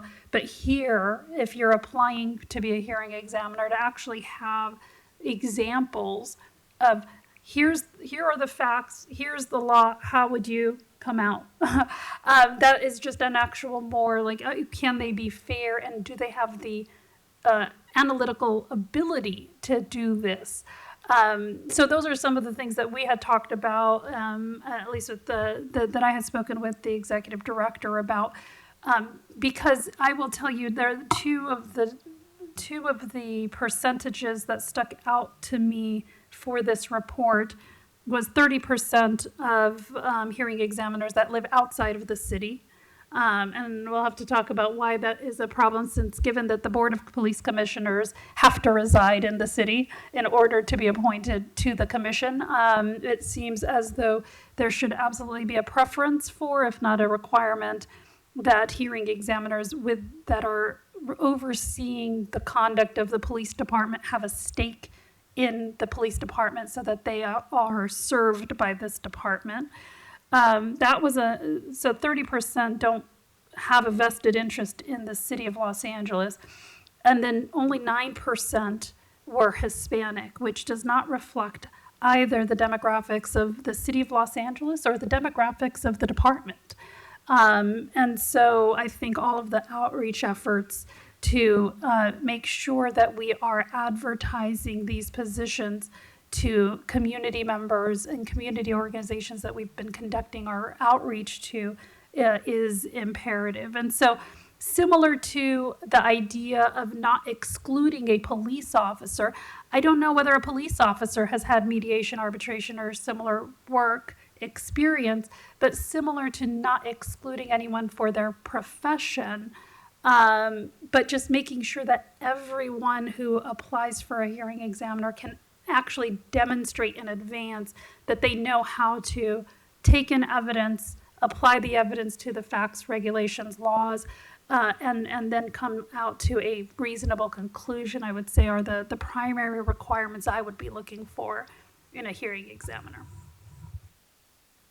So if I may, Commissioner Shields and others, to address some of the points that you raised, one of the things that Commissioner Decker, former Commissioner Decker and I did was to actually look at the candidate pool of hearing officers because we wanted to restructure it. We brought in new candidates. Commissioner Decker and I had hundreds of resumes from citizens with various backgrounds. So that was, it was advertised. We got a large pool of applicants. We went to, churches asking them whether or not they knew if somebody wanted to be a hearing officer. So we did these things, and I think this is all well and good, to get in as much diversity as possible and inclusiveness as possible and voices as possible. We then went through the applicant pool and devised a mechanism by which here's the criteria. We want these applicants, let's say out of the 100, we want these 20 interviewed. The IG's office and the executive director would interview the candidates. They would then come back to Commissioner Decker and myself and explain to us whether or not they believe these individuals would meet the criteria and would in fact be a good hearing officer. So, it encompassed exactly what you're referring to there, with the hope of getting a wider pool of people other than the retired judge or other than, somebody who would be an arbitrator, right? But, someone in, say, for example, human resources, who deals with some of these issues constantly, right? Or someone in another organization, say, for example, a former teacher who may have risen to the level of administrator, who may deal with these types of issues and understands the impact of the decision that they're about to make on somebody's life, but also understands, the rules. So they're applying that. So we did take that into account in that structure. And I'm just hoping that here there is, I understand what City Council is attempting to do, but we were also attempting to correct the huge mistake. I've said it repeatedly, huge mistake the City Council made in allowing, and former Mayor Garcetti owned it, when we brought him these facts and statistics, that he made a mistake in allowing that city charter to go forward and having this all-civilian panel. He said, "You're right, you brought me the statistics. I was wrong. What do we need to do about it?" And then we told him, City Council needs to repeal this ordinance. But by the same token, we understood that the entire manual had to be updated, the entire rules had to be updated, as well as hopefully some of the hearing officers who may have been there too long were less. I want to have a gentle way of saying this. They were asked, okay, it's time now. You've served, but we also put in measures so that these hearing officers would not be these repeat players. That we understood this system was being gamed by some who knew how to play it by asking for these repeat hearing officers. And there's a lot of things that are going on here. But look, I want the best for the city, but I also want a good disciplinary procedure in place for officers who violate the rules. And I think we all want that. So. The only thing I can add before we move on, as of April, the numbers for the hearing examiners, 44% of the hearing examiners have been on for 17 years or more. So I just wanted to give you some real numbers. Commissioner Kalanche. Quickly, I'm just going to add, the outreach piece is critical. I know that since I joined the commission, one of the things that I did was send out the information to all of my nonprofit network I don't think anybody was interested. And I think that there's a perception about being on the, and I don't know if it's the requirements or it's just being part of the process. So I think we just need to rethink how we market the position, the importance of it, what it can do, you know, to make the system more fair for everyone. But yeah, marketing has been, although we want to reach, you know, folks that care about the city and care about, you know, a well-functioning department, I think it's still difficult. So just rethinking how we do the outreach and market the position, I think is critical. At one point, I think to your request, I think Commissioner Bonner and I were going to do a PSA. We were going to do a PSA that we can, you know, try to recruit folks. It just never materialized, but we were trying really hard to do outreach. Thank you. Commissioner Garcia. Yeah, thank you. So if I can't just go one by one, give my opinion. So, A, expanding outreach, I agree with what you put in there. B, definitely expanding the pool. And I think that comes with what Commissioner Kalanch said in terms of just looking at how we're outreaching, what language we're using, educating the community on, or the public on what it is, what the role looks like. C, I don't,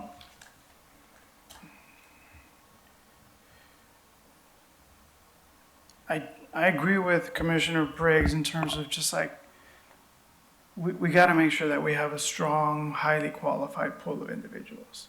I do, however, believe that there could be some adjustment to the language just in the way that it's written, but I don't think removing some of that language as a blanket is a solution.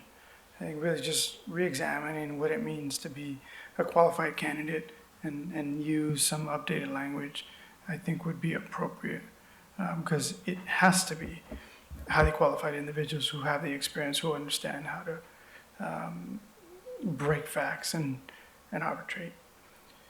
D,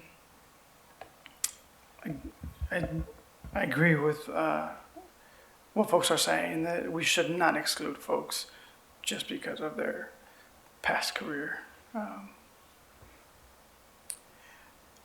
And the training one, that one I actually have a lot of questions on it, but I think it's more just like really understanding like what is it, like are there community-based experts out there that can provide a training versus potentially just provide,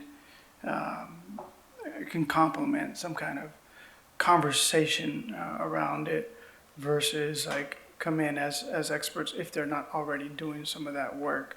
I think community-based organizations and their opinions and their context is important, but being careful that it's not necessarily labeled as a training of officers or folks.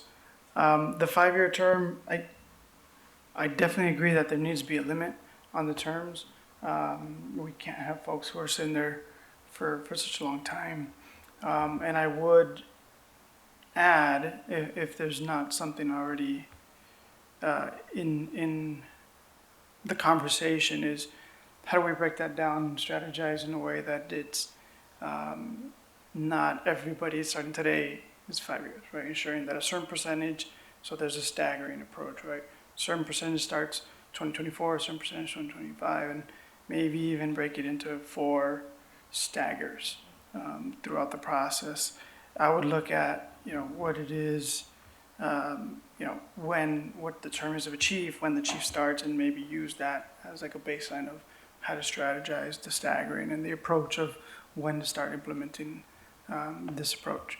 And then maybe even stagger in a way to ensure that each group is diverse on its own versus just the overall diverse pool.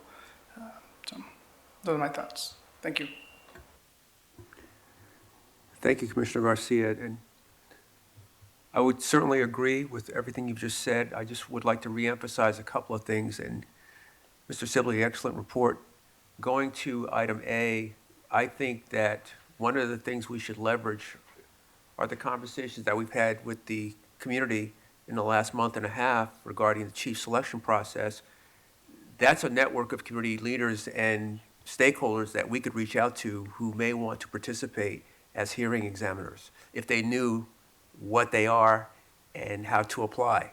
So I think we should certainly, as we've talked about, continuing those conversations, this is an area we can do that. And second, I just point out, as you've already done, that as of today, 9% Hispanic hearing examiner composition in 2024 for this city is unacceptable. We have to do something better than that. Are there any other comments or questions? Commissioner Briggs. Sure, unless there's a rush, Commissioner Suthers, I would hope that there's a consensus that the executive director will take this back and incorporate some of the changes that we've discussed today and then bring it back before the board for a vote.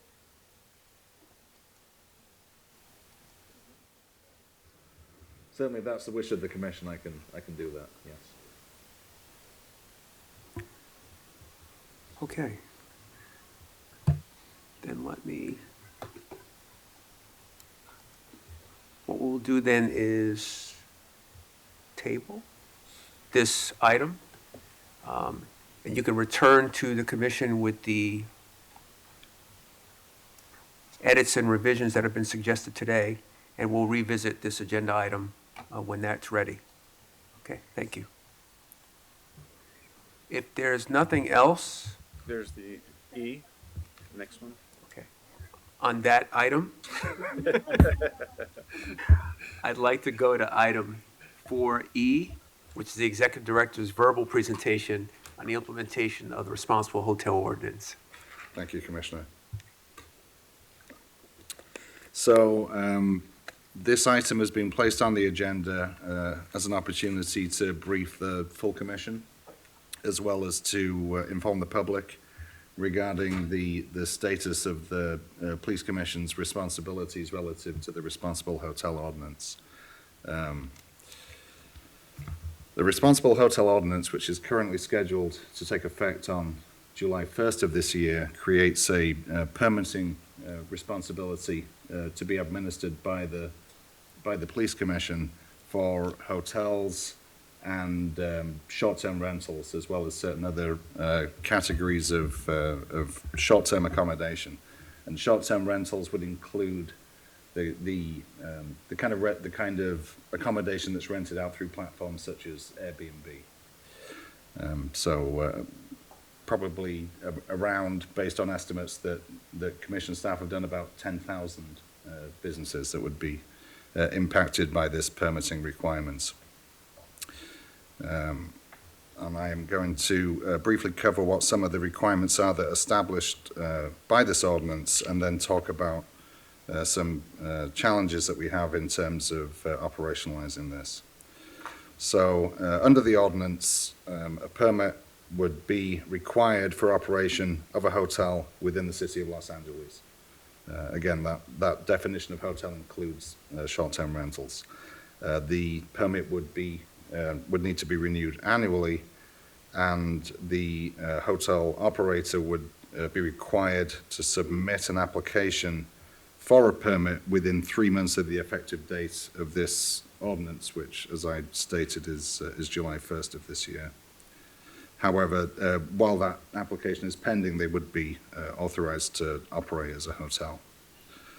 The ordinance indicates the types of information that's required in the application, which includes the name, telephone number, address, and such like of the applicant, and the location of the hotel, the name of the hotel, the address of every person having an interest in the hotel, and so on. And that information is laid out in there.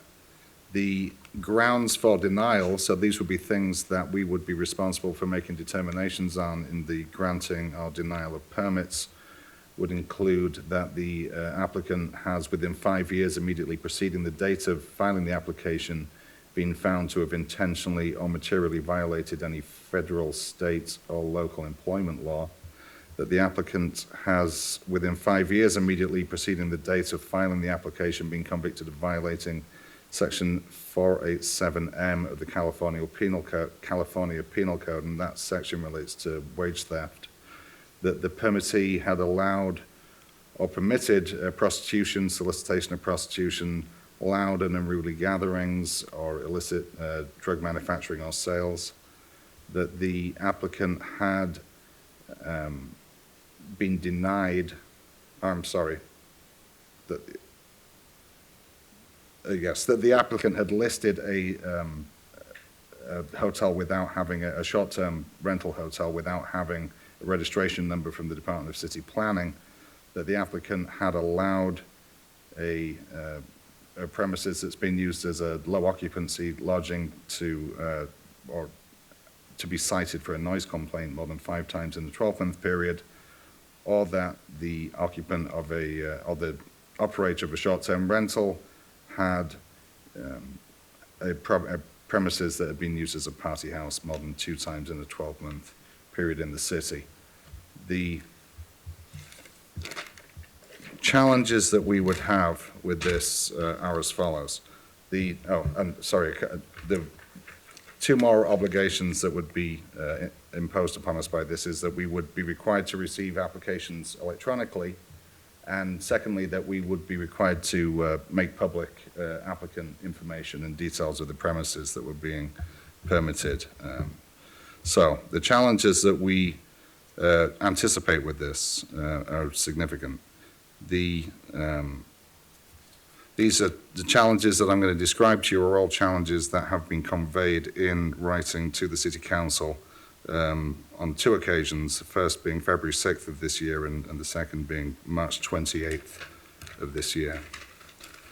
So first of all, that we currently do not have the electronic application system, the infrastructure to carry out the responsibility of the ordinance in a way that would enable the public to apply for and be issued permits and pay for those permits through an electronic interface. Were we to develop such an infrastructure, that would in all likelihood require an RFP, and that process takes a period of time. Likewise, without such infrastructure, that would enable us to automatically generate the information that's required to be made public. That will need to be done manually, which would be a very labor-intensive task. The second and perhaps most significant issue is that of staffing. It's the estimate of the Police Commission's Commission Investigation Division that 25 personnel would be required to fully implement the responsibilities of this ordinance. That being 15 administrative civilian staff and 10 sworn personnel. As it currently stands, we have no staff whatsoever assigned to this, and no additional resources have been made available to us. The financial cost, incidentally, of those staff would be in the region of $2.85 million, in addition to the detrimental impact on other police services of having to take those staff from whatever they're currently doing in order to apply them to this task.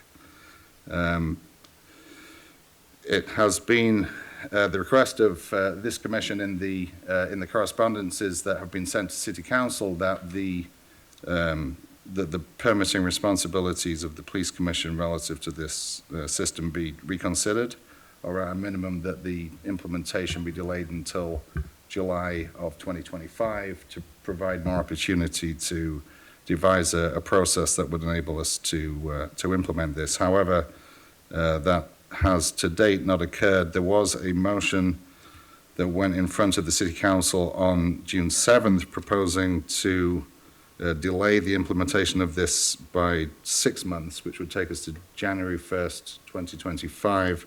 However, that motion was sent back to committee and without further action, the ordinance will take effect on July 1st of this year. So, in short, Commissioners, that's the situation in which we find ourselves. What we're proposing to do in the interim is that because we do not wish to create a situation where law-abiding hotel operators wish to comply with the city ordinance, that we would create the opportunity for them to submit applications, so they've satisfied their requirement under the ordinance to do so, and that we would receive those, as we would also receive complaints of violations by these hotels and short-term rentals. However, our capacity to issue permits and ultimately to carry out any enforcement action in relation to those permits would be delayed until such time as resources were available to build that capacity. Thank you, Mr. Sibley. I'll start with Commissioner, Vice President Shields. I don't know if I want to start off, but thank you, Executive Director. Thank you first for the verbal report. I understand, some of these motions had happened quite a while ago, and and in the future, I think as soon as something like this is coming under the police commission's role, that the police commission be alerted before any action is taken, so that we don't find ourselves less than a month from implementation that we are talking about how we can't get it done. I'm particularly concerned about this entire process falling under the Board of Police Commissioners, which has absolutely nothing to do with police oversight. It has nothing to do with the mission of the police commission. And anytime additional things that are put on the police commission's purview that do not involve oversight of the police department, it is watering down the commission and the commission's staff ability to actually conduct oversight of what people say they want. So that's one of my first concerns about this, and how this will essentially turn this commission into the hotel Airbnb commission for no apparent reason is concerning, especially given that the commission does not have the infrastructure, personnel, or ability to actually enforce this. And, surprisingly, it's also just kind of inconsistent with the stated desire and interest that I hear city council members indicating, and also members of the public, to reduce the footprint of the LAPD by identifying current activities that can be done by an unarmed response.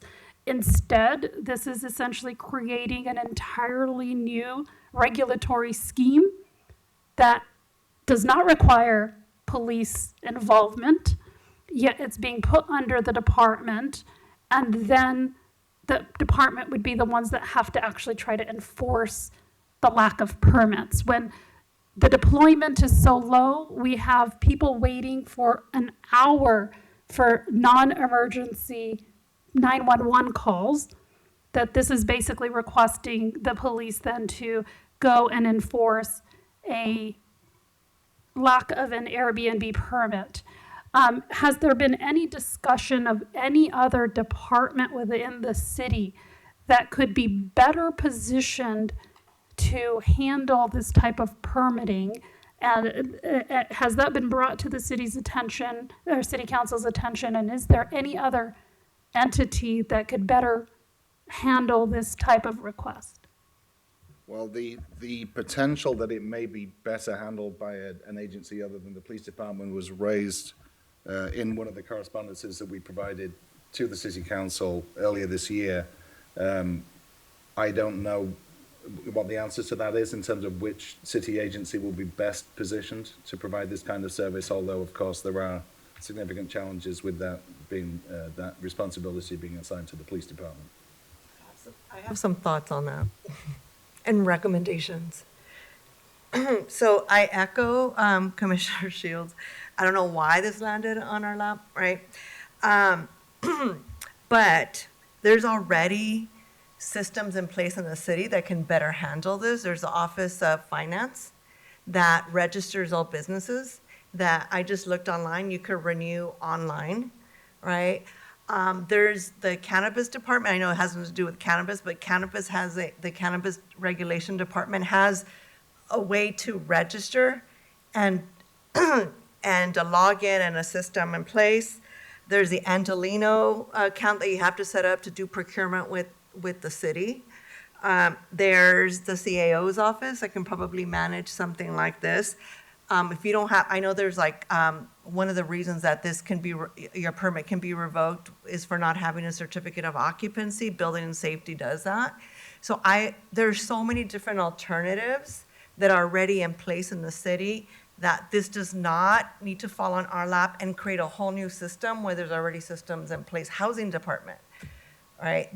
That you have to register, the housing department you have to register all of your rentals, right, that fall under rent stabilization. And you can actually go find a rental, a listing of so there's so many different platforms already in the city that we don't need to create one, and we don't have the resources, and I don't think it's a policing issue either, so. President Suthers, thank you. I want to echo both Commissioner Shields and Commissioner Kalanche's comments and remarks. It is, in my opinion, irresponsible for the city council to issue an ordinance that any reasonable person would understand is going to consume resources and cost substantial funds. Funds that they decided not to include in the ordinance for our department to go out and hire people or to perform the very tasks they want performed. When, in fact, there are other departments and agencies, as Commissioner Kalanche pointed out. My question is purely, it's not rhetorical, it is one for the city attorney. It is my understanding that city council cannot necessarily direct the police department to do anything under the city charter. It is the commission that directs the police department to take actions. So I question the very legality of the city council charging the Board of Police Commission with this new task in and of itself.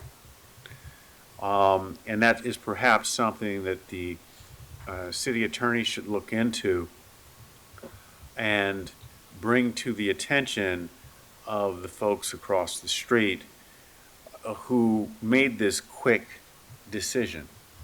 Obviously, that is going to be slow because we're facing a clock of July 1st when this goes into implementation.